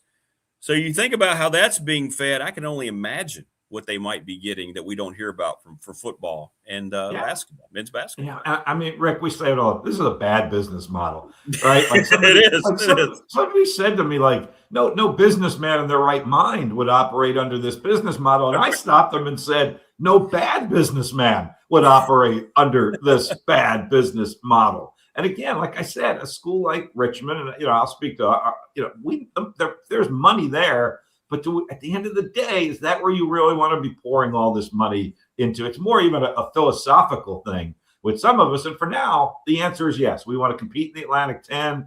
To your point, we want to compete for championships. We want to get to NCAA tournaments. So for the moment, the answer is yes. But to what end is the eventual question. Right. And to keep convincing the university side, I mean, how does it benefit their profile to recruit more kids to come in, which is more money coming in as students? Can you handle certain enrollment? I know athletics is kind of the front porch to a lot of schools. Virginia Tech football certainly has been used in the past when Coach Beamer was here, and they're doing it again now with the money and the big donations about to be dropped. But it is important. But you're right. That it comes down, I guess, to every individual school at this point, right? To have to make that decision. It does. And again, I just think that's the philosophy of this thing. And, for now, we want to do it. And it was obvious this year. Look, we kept our best player. So we've obviously paid him, good amount of money. We've brought in 6 transfers, and several of them are pretty highly rated guys. We had to pay them. We added an assistant coach to the staff, had to pay him. So for the time being, like we pardon the expression, we bought in on this. We literally and figuratively have bought in on the model that we're using right now. I don't know how much longer you can do it like that. I really don't. Do they try to offset that a little bit? Or have you heard about like ticket costs and things like that? Or what are they trying to create? What are you guys trying to? I'm always curious because I know what we do at Radford. It's very isolated, right, for every school at our levels and so forth. Of what you have to do to try to create as much revenue that makes sense amongst your fan base and amongst your external, dependencies. Yeah, no, great point. No, I have not heard anything, at least for this year, as far as season tickets or seat licenses. I don't think we're in that landscape to be doing that at this point. I think donations are good. I think our Spider Club completed its year and beat its goal. We added another position, which is an assistant athletic director, and all he's responsible for is development of the 2 basketball programs. And we both know what the word development means there, Rick. It means find more money for the basketball programs, right? Nice title, but go get us some more money. And I think so far in the short term, that's working, but I just don't think in the long term it's totally sustainable. And I do think things like the transfer rule will help, because that's the biggest frustration I hear, at least from our fans, and maybe you do from Bradford fans as well, is they never get to know these guys or gals anymore because they're here a year or two and they're gone. Like if we have a player here for 2 years, we think that's a win now. Like, right. You know what that screams of junior college is what that screams of. But if we can keep a guy or gal for 2 years, our fan base can at least get to know them a little bit, and then maybe they're more inclined to put their money out there as well. So I think that, to me, that's the one that I think can get past, that maybe helps move the pendulum a little bit. We'll see down the road. Something's got to give, right? Well, and you hit it right on the head, and that's what we get. There aren't really any Highlanders. These are guys, they're here, but are they really part of our culture? Are they just coming by to get paid? Are they just coming by to stop by for a year? And just like, are there any Spiders going forward? Are there any, George Mason Patriots really? I mean, where are we going? Because it does mean a lot to the fan base to have guys that mean something to the community, that care more about, the school than maybe they're going to be led to now with the current environment. But it is a major problem. We hear it all the time. We do. And here's the other perspective, and I don't know if you and I have talked about this, but I've beaten the drum on this example that I threw out there on our show when I had it. I've had fans come up to me at basketball, before basketball games, and you say, you know what the other problem is? We don't know who to hate on the other team anymore. Like, we don't know who's the villain on George Mason or James Madison, or because they're only there a year, and we're like, wait a minute, that guy was at School X last year, but we didn't like him. So they don't even know on the other teams, like, who should we root against, let alone who should we root for. So I do think that would be same thing. That would be the one I would start with. I think you might be able to get some legislation passed on that, where you could win some court cases, keep some of these guys at their schools, and see what happens. Yeah, that's a great point, because if you're going to have a hero, you need a villain. And that's what makes sports, has made it so great. If the old Redskins didn't have the Cowboys, we may have never seen the league develop like it did, right? NFL. Yeah. So, yeah. Well, along those lines, I know you follow the Washington franchise very carefully in the NFL. We talk a lot of NFL. What are you thinking? I mean, let me ask you about Jayden Daniels. I mean, is this a guy who I love as a player? I think he's a leader. He's got all the stuff. Does he have the body, the physical stuff to take this so he can maybe develop into the player that I still think he can be for that organization? Yeah, I think this is a critical year for him. Obviously, it is for the franchise as well. Dan Quinn, I think, is starting to settle into a hot seat a little bit, that they start to show some consistent success. Got a new young offensive coordinator. But I do think for Daniels, it all revolves around him. And I think this is a critical year for him on a couple of fronts, Rick. I think staying healthy is number one, to your point. We know that, he will get out there, he'll scramble, he'll take some hits, he'll pop up. But, if he doesn't pop up, now what do we do? So I think that's part one. And then part two, look, there's some really good defensive coordinators in the National Football League. They've got a lot of tape on him now. Probably not as much as they'd like, because he was hurt and out. But I do think they've got some game plans for him. So I'm fascinated to see how Washington's offense operates against some of these teams with good defensive coordinators, the NFC East teams that see them twice a year, starting to build up a familiarity with how to play him. The best thing I ever heard about him, it was one of the NFC East defensive coordinators, and I don't remember if it was, Philly or the Giants or Dallas, that said, we need to keep him a quarterback and not an athlete. When he turns into an athlete, he becomes pretty dangerous and pretty good. If we can keep him as a quarterback, and I think you know where I'm going with that. He can't, show off that athleticism as much, then I think we got a chance to contain him. So I think it's a huge year for him, and obviously for Washington as well.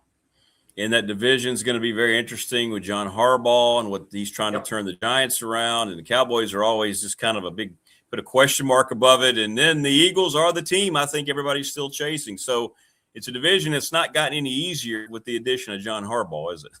Yeah, and I'm excited about that. I mean, I'm an Eagles fan. I don't know. You can see it behind me. Got some Eagles stuff back there. So I'm an Eagles fan. And we just went through the whole A.J. Brown thing, that whole soap opera drama, got rid of him. I think Philly becomes addition by subtraction. At least I'm hoping, that distraction is gone in Philly. But I think the NFC East is significantly better this year, which is great, right? We all want, that's a division that when that division is good, football is better, I think. And look, I'm by no means a fan of those other three teams, but I do think the division is better this year. And I think that's good for football. So I think it's going to be fun to watch. And, I would like to say there's a clear-cut favorite in Philly, but I'm not so sure this time around.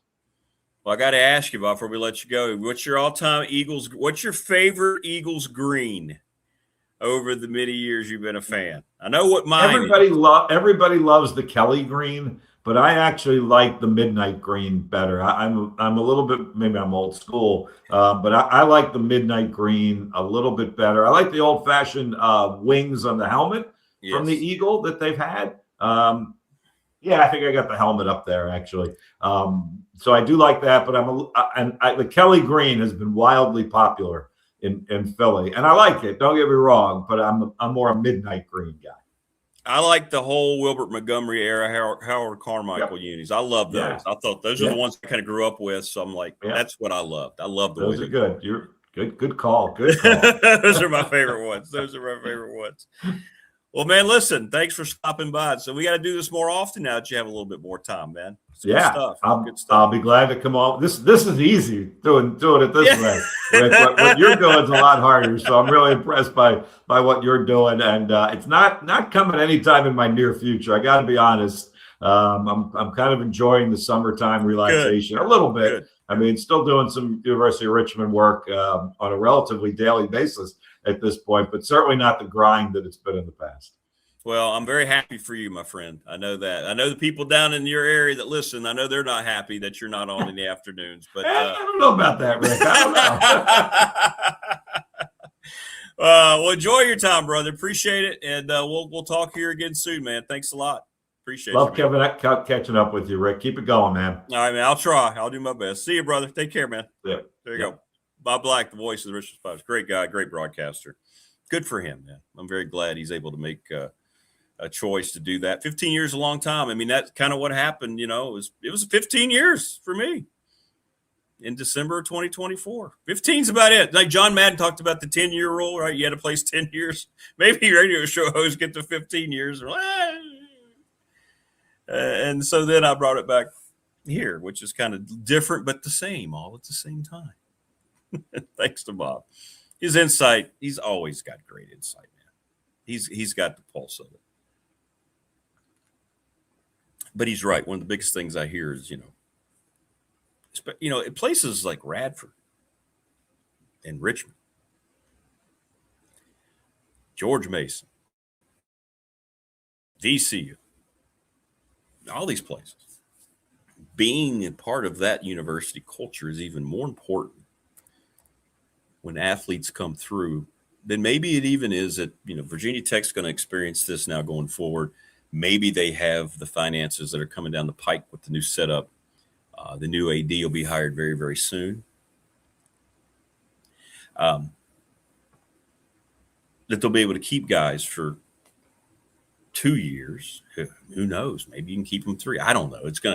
I don't know what'll settle in as the norm. But for us, it was different last year. You knew those guys were there for different reasons. You knew that they weren't going to be there. And I had a lot of people take the time to come up to me and just say, this doesn't feel the same. It didn't. But it's the way it is everywhere. It's not unique to Radford. That's where we are today. It's the one byproduct of this madness that is not considered because we're not the movers and shakers in the industry. Nobody's really concerned from the big conferences about mid-majors, the Radfords, the Richmonds. They're not. That's why the breakaway is going to happen. we know we have really good leaders throughout mid-major sports. When you talk about the conferences getting together and having their meetings, we all have a common goal. And when that common goal is the word survival, you can really be humbled very quickly. And I always talk about how self-awareness is so absent in almost every aspect of everything we see and hear about in the news cycle. That's not the case for mid-major sports. We are very self-aware of our status, where we stand, what our reality is to try to survive in this new culture. We don't have people walking around denying that athletes are going to be paid. We're not in denial about the landscape and where it all is right now. But what we do try to do is say, okay, this is what's happening. What can we do? How can we create anything at all to exist where we can put together a competitive basketball team, a competitive baseball program? That does mean a little more, because for us, winning our conference championship, making an appearance in the big tournament creates revenue, not just for us, but for the whole league. So our goals are a little more defined, all right? For the most part, other than when Coastal Carolina wins a baseball national championship under Gilly, who just got in the Hall of Fame, by the way. Congratulations, Coach Gilmore. Great, great guy. When you saw Joe Rakuya and Gilly get together and have conversations, it was some of the best times ever. Any event, we know that our goal is to win. We win as soon as we get that NCAA berth. Whatever happens after that is gravy. When we beat LIU Brooklyn in Dayton in Radford basketball, and we were all on that chartered plane to Pittsburgh in the wee hours of the morning to go play the number one team in the nation, Villanova, we had already won our NCAA tournament because we got the next level of payout. So there is an understanding, there is a unity, right? Because there has to be, because it's about survival. Now, these other schools, and Saban going around running his mouth yesterday, they're talking about survival at a level that the rest of us just simply don't live in or understand.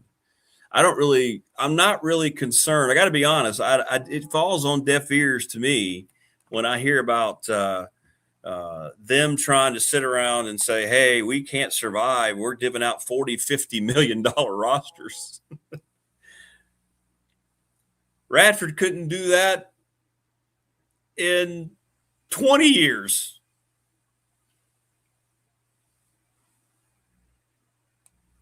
Right? So for me,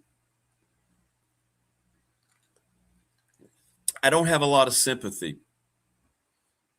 toward the schools that are going to break away, that are getting the advantages that Virginia Tech's now creating for itself. They will find a way to be okay. And I am now fully of the belief at that level that the bottom is not going to fall out until the money runs out at the top levels, until they look around and realize that the avenue and resources that continue to supply enough money to make it make sense is no longer balancing. And then when that happens, then there'll be action, and it'll have to come from after the breakaway, when these things are developed, and depending on how the TV contracts look. I mean, the networks only have so much money. There's only so many streaming services and so much advertising you can sell. And so many times you can keep going back to your donor base. It just becomes a repetitive cycle. It's a circle, a never-ending circle. People always talk about having these circular conversations that never close. There's no ending. Well, that's kind of what this has become. There's no ending to this. It's great. Tech's getting ready to get a massive donation. The rumors are flying about how much it could be, right? After this new creation of Hokie Ventures and all this. New AD coming in. New president. new rector, new setup, new football coach. Right now, it's going to put them on, hey, a fast track to compete and be right there in the middle of all this. Until how long? When it's not anymore? A year? 2 years? Probably not even 2 years, a year. Oh, by the way, this was awesome. Thank you. It's not enough. We've already heard it once. So it's a circular pattern. There's no close. And that's what's going to eventually catch up to them, even after the breakaway. There's a reason that 3 out of the 4 power leagues are all in on the 2014 playoffs. It's all about revenue creation. That's the only thing they're looking at. They don't care about just stop with all this tradition of college football and damaging the regular season and the structure of it. Just stop with the pretend things that don't matter anymore. They don't matter. They don't matter to the people that could make it change, that it should matter to the most. So if it doesn't matter to them as fans, you just have to lament it, bow your take your cap off and give it a moment of silence because it's gone. The traditional part of all sports is basically gone. It happened in baseball with interleague play. It's happened with the expansion of playoffs, the wild card in the NFL, and Major League Baseball again, and now it's happened with collegiate sports transition into full-time professional sports. And the SEC, who has believed it has operated at a big financial gain over all the others for all these years, there's a reason they're the last ones to hold out for the 2014 playoff. They want to make sure they still don't have an avenue toward all the resources and advantages they've had over the rest. The Big Ten's passed them. I don't think that realization really came into light until they just had their SEC meetings last week. I think now some of the ADs and the presidents, more than half that they reported, are saying that they now understand why there has to be a 2014 playoff. And eventually you're going to see Sankey step up to the microphone and he's going to say, we now are on board here. We have unity. We wanted to be the last ones because we wanted to stay prominent.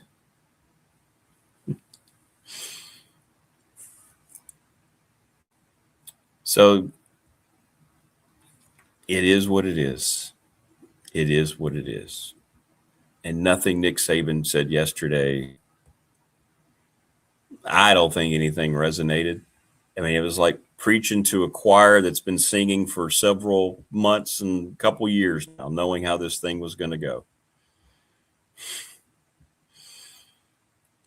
And I don't know why he was the guy there in Congress. I don't know, why they felt like that was going to accomplish anything. It helped ESPN give them more things to talk about when he's on set at game day, I guess. But there was nothing revolutionary. And the real revolution continues because costs just keep going up. And the money will run out. And that then will get people joining together to have enough. They're going to take away the you have no right to sit here and sanction us mindset to we have no choice but to be sanctioned now. So let's just figure out how we're going to do that going forward. But great stuff from Bob Black. Great stuff from Bob. It's always great stuff when this gentleman joins us. He is the quintessential voice for Virginia Tech football, the man who has dedicated his life to helping his fellow humans, Dwight Vick. What's up, DV? What's going on? How you doing, man? Doing great, man. You look great in your red Dodgers hat. Look at you. Yeah. You know, I got the hats, man. You know, I know you do. The hats. How you been, man? What's going on? Yeah, go ahead. Yeah. I heard you talking about Saban, man. I've been so irritated. You know, I wish there was a different person to address it because I retweeted a video or reposted a video, a handful of videos of people, guys like yourself in the business, radio, YouTube shows, podcasters. Some of them were SEC guys just talking about the hypocrisy of Nick Saban. About here's a guy that tampered with players, talked about it knowingly when he coached, guy that lied to the Miami Dolphins, not one, not two, but 3 times, and then took the job 2 weeks later at LSU. Left LSU, left Toledo, lied to the Giants, I believe. He talks about this, that, whatever, where, again, I'm not going to get into speculation or allegations or alleged things, but I do know Bama capitalized from the fact that they could monopolize all the talent. And I just wonder what's his motivation when, even after being done with college football, you're able to get on a great show like Game Day and still get paid to talk about athletes in college football and college sports. Why are you now the guy talking about integrity and arms race and putting a cap on this? If it was, and I don't think he's alive anymore, but if it was Tom Osborne from Nebraska, the great legendary coach, if it was someone like Frank Beamer or someone like that, I just think it would have more of a leg to stand on. 100%. I don't hate Nick Saban. I don't have a problem. I do think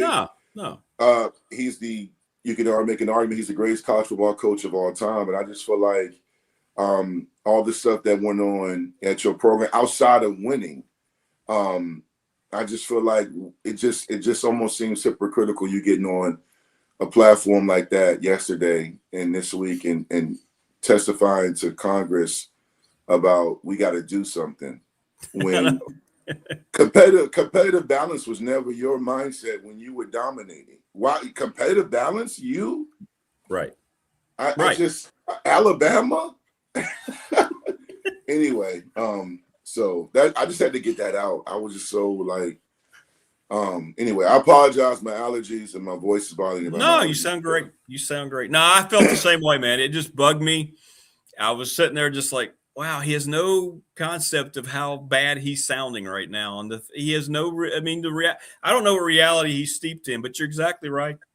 He accepted every innate advantage at Alabama while he was there. He took the Alabama job because he knew how they handled their business. We'll just say it that way with recruits at Alabama. Come on.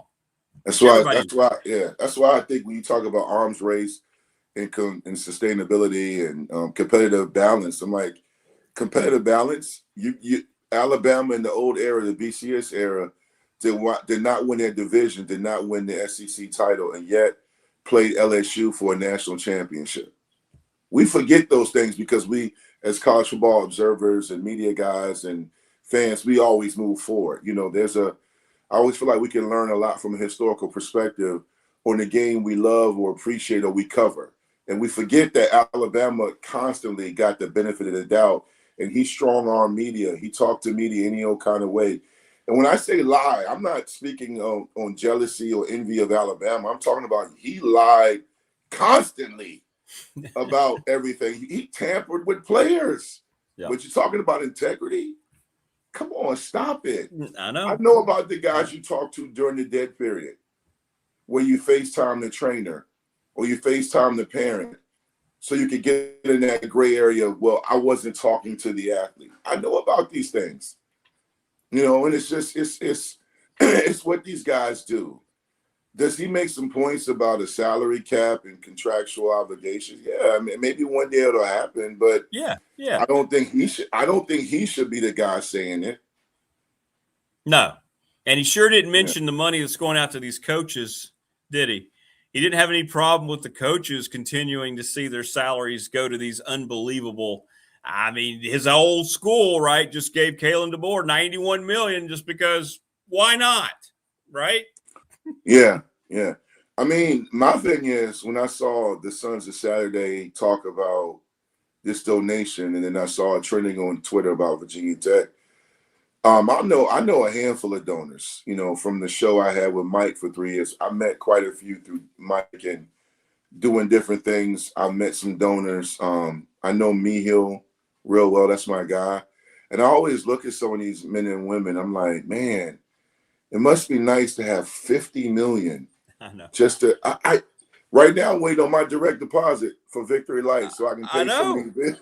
I'm waiting on my money. I gotta exactly. I gotta pay for these bills. I got Isaiah just moved into Northwestern State, and Sydney just graduated college. I'm getting a ceiling fan put in the guest room. That's costing me money. And I'm balancing all these finances, and then I look on Twitter, I look at my phone, I'm like, alleged 75 million. I mean, we don't know the actual amount, but I'm like, where they do that at? That's crazy. How do you just have that? Is that sock money? What are we doing here? But it's the life we've always lived in, the haves and the have not. I mean, it's starting to look like, though, for the first time since the new era began of college sports, Virginia Tech football, more so than basketball, wrestling, and everything else, is looking like they're about to be on the right side of history. Yeah. The last time they were on the right side of history is in 2003, when they left the Big East along with Miami and Boston College and joined the ACC. A conference many longtime Tech fans will always say they should have been in anyway, even though if you look at the old Big East regime, I've been posting some videos. The Big East, the old Big East was really, really tough, and it was a great football conference. And it was great. They did the 30 for 30 on that, the Big East, the basketball, how it evolved. In a lot of ways, though, the football, adding football, kind of ruined the old Big East when you had John Thompson and all those guys coaching in the old Big East, and they added football. And then now, I don't even know what the Big East football conference looks like. Yeah, I'm not sure either. It's got all sorts of teams in there. Yeah. So having Franklin there, he gives Virginia Tech a lot of cachet. He gives them credibility. He's recruiting at an all-time rate. It's great. It's great to see. I love the 4 stars. I love that we're in the top 10 right now. We'll probably, when it's all said and done, maybe be a top 15, top 12, top 11. That is amazing. And hopefully, fingers crossed, all these players stick. But I'm old now. I'm getting old. And what I mean is, I've been around long enough to know that this is great. You need depth, you need talent. But I've also seen where, not just at Virginia Tech, but UVA, Maryland, Boston College, Ohio State, Miami, I've seen it where many of these kids, and I say many, that are highly touted, by their second year in college, some will flame out, some will go somewhere else. Some of them won't pan out regarding the talent because some of them have never been coached at this level. Yep. Some of them have been playing out of position. Some of them have been dominating a weak high school league. I've seen it. I used to write and work for Rivals and 247. Yeah, that's so right. I've seen it where I'm like, oh, wow, this is a great get. And then, I mean, I posted the other day on the Instagram page I shared with my cousin Mike, the old Ohio State win and how Ohio State, we went to the shoe and beat them. And I was looking at Marshawn Williams. I'm like, oh, man, he was an animal for us the first year. He's from Phoebus High School. He played it in my high school for 3 years, and he transferred to Phoebus. Him and Shaw McKenzie. Shaw McKenzie was that great running back, really highly touted 4-star running back that had multiple knee injuries, I believe. And him and Marshawn never really panned out after that. Like, they, unfortunately, it wasn't because they weren't good. It was just the knee injuries. So you pray all these guys stay healthy, whether they stay at Tech or not. But, you know, I'm excited for the perception, the immediate attention. That's it, yeah. And that's great for branding. It's exciting that Franklin comes in and does this. It's just that, you know, come August, we got to talk about, you got to beat Maryland and you got to win games. You got to win games. You got to win games because vibes will get you beat. 100%, 100%. And I agree on every point. I get a little pushback here because people say you don't talk about this recruiting enough. And I take the same mindset. Look, it's great for perception. And we already knew James Franklin was a good recruiter. Now he's got money. It makes sense. And it's a great vibe. But I want to see what it looks like in 2 years. How much of this class everybody's going to be talking to? They're not going to be here for another year and a half. So let's just see, are they still going to stay committed? Do they have good final seasons in high school? What will the roster look like when they get here? Will they even need those guys as much anymore? I don't know, but I'm looking at the 26 team. That's the only thing I'm looking at going. And I think that in the landscape of college sports right now, I'm not going to apologize for that because I think that's all we have. And I think he's done a really good job. The talent level on this team looks like it's better. I'm just focused on this team. I'm not worried about what recruits may do 2 or 3 years down the road. I'm just not. Yeah, I'm the same way. I'm excited that, we're being talked about in the offseason for all the right reasons. I like the little YouTube show they have. I like how Corey Moore and my cousin and the great Cornell Brown and Ike Charlton, the Norfolk State staff, was in town for the spring and talked to the players, and he highlighted the legacy of those guys, Franklin Ebby. And I also love the fact that, we're getting the money and resources to build a roster that's worth a conference championship in the playoff. Sure. Game. But at the same time, my son, before he left, it was one of those nights there really wasn't anything on. I kind of watched all the shows on Netflix and Hulu and Amazon that I was going to watch. So I put on some of your show. I had it on the TV, and then I had, like I said, Sons of Saturday came on and some other shows. And then, a lot of talk about recruiting and this, that, whatever. My son, who, even though he's not a Hokie, he grew up, my 3 children, Hokies because of my wife and I being Hokies. Sure. So he's still a diehard Virginia Tech football fan. He was like, hey, man, we got to win, bro. All this talk. That's what he said. And it's so funny because he sounds like me. I mean, I'm in the group chat with my guys, Chris and not Big Dog. That's you. The Boundary Corner podcast group. Yeah. Those are my guys. And they always joke me, Vic, you got to at least say you feel good about this, right? You got to feel. I'm like, yeah, I love it. This is great. We got some linemen. I love it. I want to win now. I am so tired of, we haven't even been mid. Mid is like your middle. We have been trash. We have been bad. Right. We have been a bad program. I'm talking about when you become a bad program, when you're on the TV and the best thing about your program is the entrance, and you're playing on a channel right above Snapchat. You're not relevant. You are a bad program. You know how you're a bad program? When you are the only person that cares about that game. No one else in America cares about you and NC State. Nobody cares about you and SMU because they know you're going to lose. So nobody, you and again, people like, Vic, you're the Virginia Tech ambassador. How can you talk bad? I'm not talking bad about my program. You're talking bad? No, you're not. I'm talking reality. I'm talking about, I know these 2 corners are going to get beat on 3rd and 25. I know that we're going to fumble the ball in the red zone. I know that on 3rd and 1, we're going to false start. I know we're going to call a timeout and come back in the same formation before the timeout. So don't talk to me like I'm hard on these guys. I know. In my 5-year career at Tech, I had 1 false start. So don't tell me I can't speak on it. I know. That's all I'm saying. Where I see 4 or 5 false starts every weekend, but the O-line has potential. What are you talking about? I know. Potential. That's because the one guy getting hurt on the O-line and throwing the whole O-line shows you how bad we are. So when Franklin said to you at that thing you did last Thursday, when he says to you, we still have work to do, that makes me feel good because one thing I know about Franklin is he understands. I guarantee you he won't say it like I'm saying it, but he said it when he got there. No question. He knows what I know. He knows more than I know. So he said, yeah, he knows it. He sees it.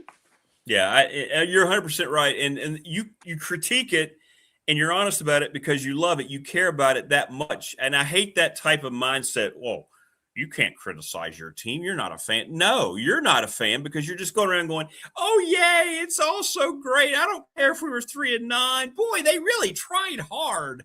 No, get out of here with that, right? I think that reminds me, and again, on this great Thursday morning, blessings to everybody watching and listening. Absolutely. I'm not trying to troll the Cowboys, but I have a lot of friends that are Dallas Cowboy fans, and every year as the sun shines and sets, as we get into the fall, there will be numerous Cowboy fans on Instagram, Twitter, and Facebook, and call into these great shows like you have and talk about how the Cowboys are going to be in the playoffs and they're going to win. That is what I did not want Virginia Tech fans to be. I didn't want us to be that delusional. And sometimes that kind of delusion is what makes you a fan, because you see all the good. You refuse to see how you have been underachieving with overpaid talent for years. And I can't relate to it. I do not have – my favorite player is my son. After that is Jason Tatum. I don't, once he leaves the Celtics, I'm leaving with him. I love players. I like Jalen Hurts. I like Dak Prescott. I like certain players, and that gives me peace of mind. And if you know me, if you say, well, why do you like these players? It's the same reason why I like a great artist, a great singer, a great actor, because I know what I'm going to get when I watch them play. Whether I pay for them in person to see them play or I watch on my app, my phone, or my iPad, or my television, I feel like I'm getting 2-3 hours of what they're paid to do, and they care about it as much as I care to watch them. Right. And I think that's what gets lost. I cannot be that delusional. I cannot be that loyal. When I was a kid, I was a diehard Redskins fan, but I knew Art Monk, Ricky Sanders, the Posse, Joe Gibbs, Russ Grimm, that offensive line, they were going to play. I knew Darrell Green was going to play on a sprained knee. I knew Gary Clark was going to catch a big pass. I knew Joe Gibbs and his staff had them ready to play. Yeah. And that's not nostalgia. It's just the fact that I knew for those 3 to 4 hours on my Sunday or whatever night it was, I was going to watch. Even if they lost, I felt like they cared. Right. You see guys now and women, players, I understand. My son is an athlete. Branding is important. One thing I know about my son, he's old school where it still matters to him win or lose. Like, he's not going to be happy. He hated last year regarding them being an 8 seed out of 12 teams. He hated the fact that he didn't win 2 state championships going back to back. That still bothers him to this day. He keeps receipts. So I need guys like that in Blacksburg. Yeah. I need guys like that who are just not happy to get that, oh, I just got my direct deposit. You know. Right. I need that. I think I speak, honestly, Rick, I think I speak for a lot of Tech fans when I say that. I agree. Yeah. How do you develop that in this era of pay? How do you get those, if you will, those dogs back that can be those players and get paid and still bring that to the table? And I think that's kind of what James Franklin was mentioning, what he's looking for as he structures not only this first roster, but rosters, down the road. Yeah. I think that's what I'm looking to see. And that's why you always see me posting and speaking on your show about coaching, because you can get a dog and you can get a kid you think is a dog on the field, but he's really a goldfish. Yeah, that's right. That's what I'm saying? Or, you got, you went to the store, you went to the high school to get a player, but you ended up getting a Mogwai. You didn't get a Gremlin. You got a Mogwai. You got a Mogwai. You got Gizmo in the basket with him singing in the basket. We didn't even get any real gremlins. I want some Wreck-It Ralphs. I want some gremlins where after midnight they eat and they tear the whole city up. There you go. Right. And yes. I know that sounds crazy. I'm not asking kids to tear up Christiansburg and Floyd County and Blacksburg. I don't mean that. Respect the community. I'm talking about, for those that know sports know what I mean. We're talking about on Saturday and Thursday nights and whatever day they play on now. I feel like they play every day. Whatever day they play it on, when we go to Cal, we walk in and we beat the brakes off Cal. We beat Cal. Yeah, we beat Cal in overtime. That was a great win. But when people talk about dogs, I'm not trying to go back to 95, 96, 97 or whatever. I'm just saying, as far as like I want us to be able to not give up a game at home to Wake Forest, where we make the plays. I think that's the thing where you can be at a school for 2 years or 3 years and leave, but I just want them when they're there to take pride in winning and do it in a Virginia Tech uniform. And I think that starts with coaching. When someone says, how do you get that? Your culture cultivates that.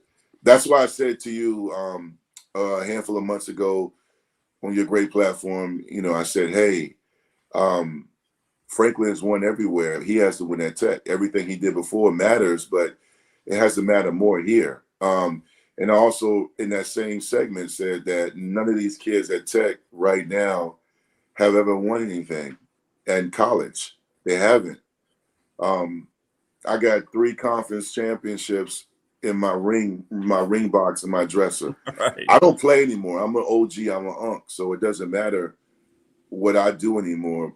But I do know what it takes to win. And, it's not just running stadium steps and doing push jerks and push presses and squats and screaming and throwing the weight down. It does start in the weight room, though. It does start with condition. It does start with showing up on time at practice. Those things matter. And from what I hear, when I see, man, since Franklin's gotten there, that's happening. So the next step is to identify your quarterback, your O-line, and your D-line have to be strong and have to set the tone, and everybody's got to have buy-in. And right. That's essential. Question for you, since you've been talking about the NBA, Wayne asked, who's the best NBA player or players at the top of your list of all time? Oh, don't do that to me, Wayne. Those questions are hard, man. I don't know. I mean, no, when I tell you, Wayne, I'm a fan, I really am a fan of players. Basketball is my favorite sport, actually. That's what, you've told, yeah. Basketball is my favorite sport. I mean, it can change. I mean, you got to look at Jordan, of course, Michael Jordan, Shaq. I don't know if you're talking about my favorite or the best of all time. Those things are so fluid, man, because my dad growing up, man, my dad's in his 70s, and he always talked about Earl the Pearl and other guys he saw play. I mean, those lists are tough to do, Wayne. I'll just say, you got Jordan, Shaq, LeBron, I guess it has to be. I mean, LeBron has been amazing, the longevity and skill and just all the things he's done. I would like to hear Keon break it down. Your guy that comes on. He's the basketball. I'm a basketball guy. I have an AAU organization. I've coached basketball for several years. But it's tough because I'll get off this segment and be mad I didn't mention somebody. So I'm going to leave. I mean, because there's Larry Bird. People talking about Larry Bird couldn't have played today. But, man, Larry Bird was a savage. Oh, my gosh. He would excel even more today. Yeah, I mean, you talk about Akeem Olajuwon and how he revolutionized the center position. I mean, if he played today when you can't touch and his post moves as well as his ability. Lord. There's so many guys I love watch play. I love the new era. Steph Curry is absolutely amazing. I mean, again, when I talk about Tech being on the right side of history, we dropped the ball not once with him, but twice, even with his younger brother. So I feel like one reason why Tech has never been able to get over the hump in football is we got to get on the right side of history, which is right now, I think, with the donations, with that conference realignment on the horizon, and also the kind of players we're starting to get, the culture we're rebuilding. And when Franklin said he wants us to be big time, and that's what he's talking about, like even the facilities being big time and not being stuck, and part of that was some of the guys in Merriman were stuck in my era. Yeah. They never evolved. And that kind of goes back to Wayne's question. I think greatness is when you watch a player and you say, could he or she play in any era? And I think that's what I look at. Like Walter Payton could play at any era. No question. I mean, that's how I look at it.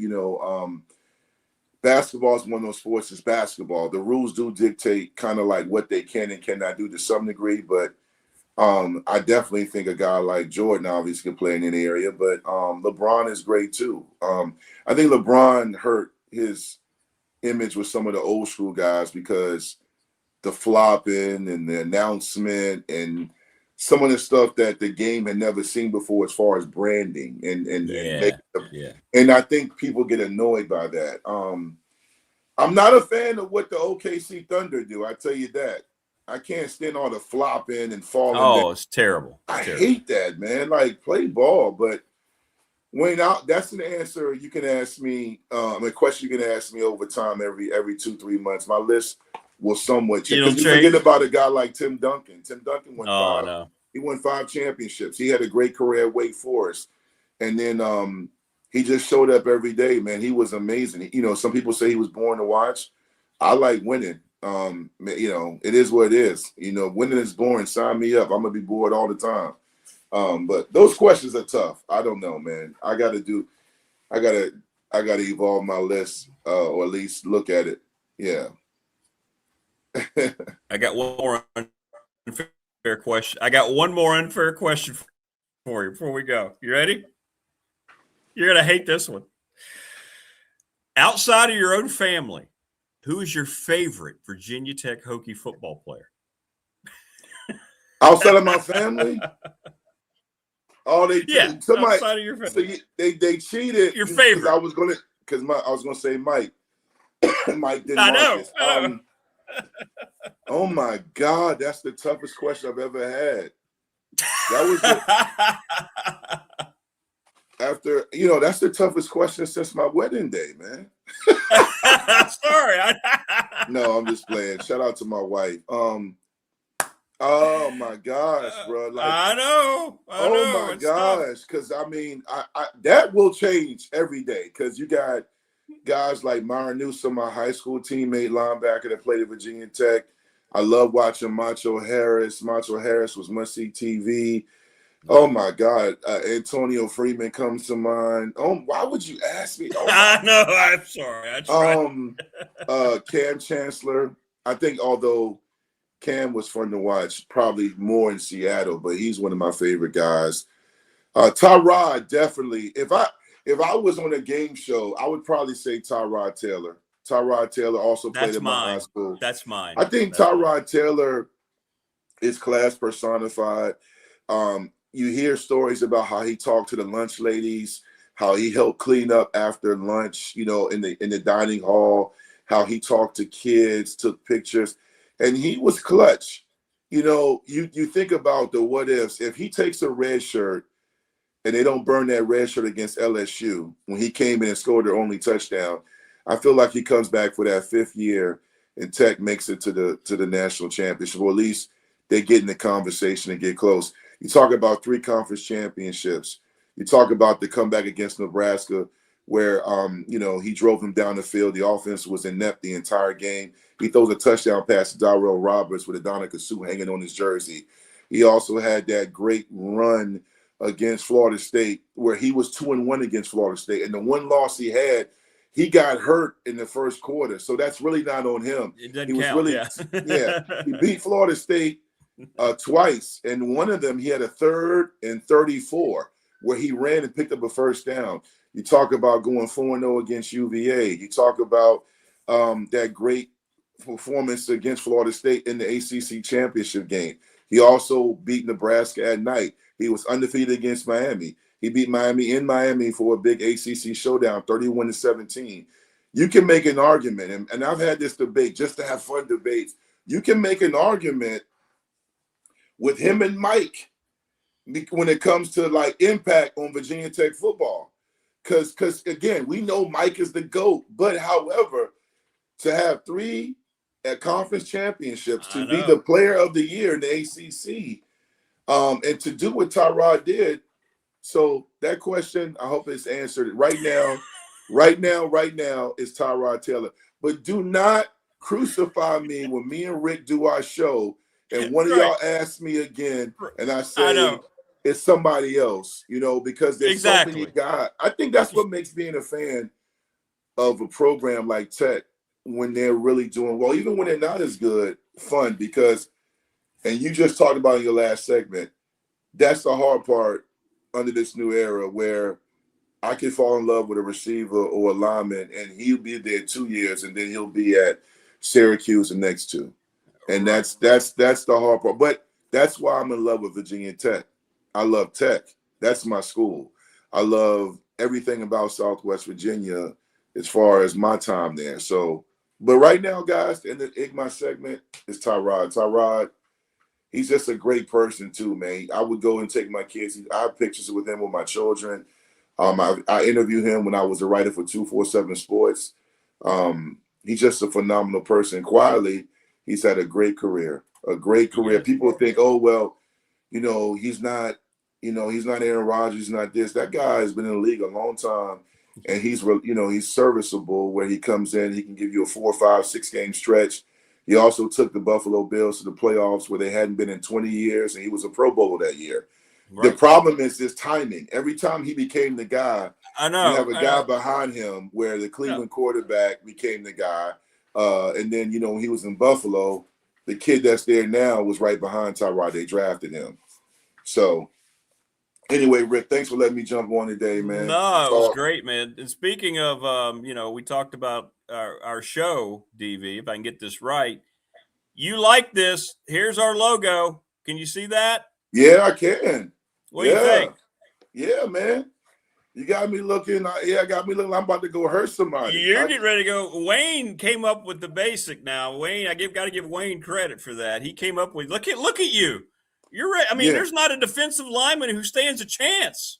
Yeah, man. That's back when I had a lot of hair and, I didn't have that much gray in my beard. That's back when yeah, man. I mean, look, I look like, say something about Rick Washington. You got to see me. That's right. It looks like I'm getting ready to sell you a computer from Best Buy. That's what you look like those guys that were working in that store at 40 years of 40-year-old virgin. The guy that I do. Yeah. Nah, man. Hey, I like it. I'll rock with it, man. It's going to be fun, man. It's going to be a lot of fun. So we're looking forward to that. So that'll start during football. We'll get it all together. And I know Dwight's got some ideas. It's coming, folks. It's going to be. Yeah, absolutely. Yeah, I appreciate great stuff, it, man. Great takes as always, brother. Great. Hey, I'm getting married this weekend. Who? I'm getting married this weekend. I thought I heard that the other day. I had you on. I said, wait a minute. Did he say married? You getting married? Yeah, I am on Saturday. So I won't be here next week. We'll reconvene in 2 weeks. Congratulations. Now, thank you, man. Number 2 for me. Number 2. I'm about to say this is your second one, right? Yeah, it's the second one. Yeah. Okay. So let's make sure this time we good. I'm a therapist. I know. I might need to. Yeah, we might need to break into this. You need a license. You need a session. I'm free of charge. I got you. Okay, good. Because I might get a call. One of these degrees behind here is a marriage and family therapy degree. So yeah. So I consulted with you. I can save everybody's marriage except mine. Legally, I'm okay. No, man. Look, congratulations, man. Enjoy every moment. God bless your future wife. God bless your son. God bless everybody watching, man. Don't take all this stuff so seriously. Smile and enjoy this stuff, man, because that's right. You never know when it might be your last segment. So I appreciate you, man. Thank you. Appreciate you, brother. Great stuff as always, man. You have a great weekend. You too, boss. Take care, DB. There you go. Great stuff. The great Dwight Vick. There's no following that. We're done for the day. Thanks, everybody in chat. Thanks to all of our great sponsors. Thanks to David Smith, Bob Black, and Dwight Vick. You're not going to find this. It's not even about me. You're not going to find a show with those type of folks anywhere. Good luck. Good luck. Finally, Friday edition tomorrow. Enjoy your Thursday. We will see you then, everybody. Take care.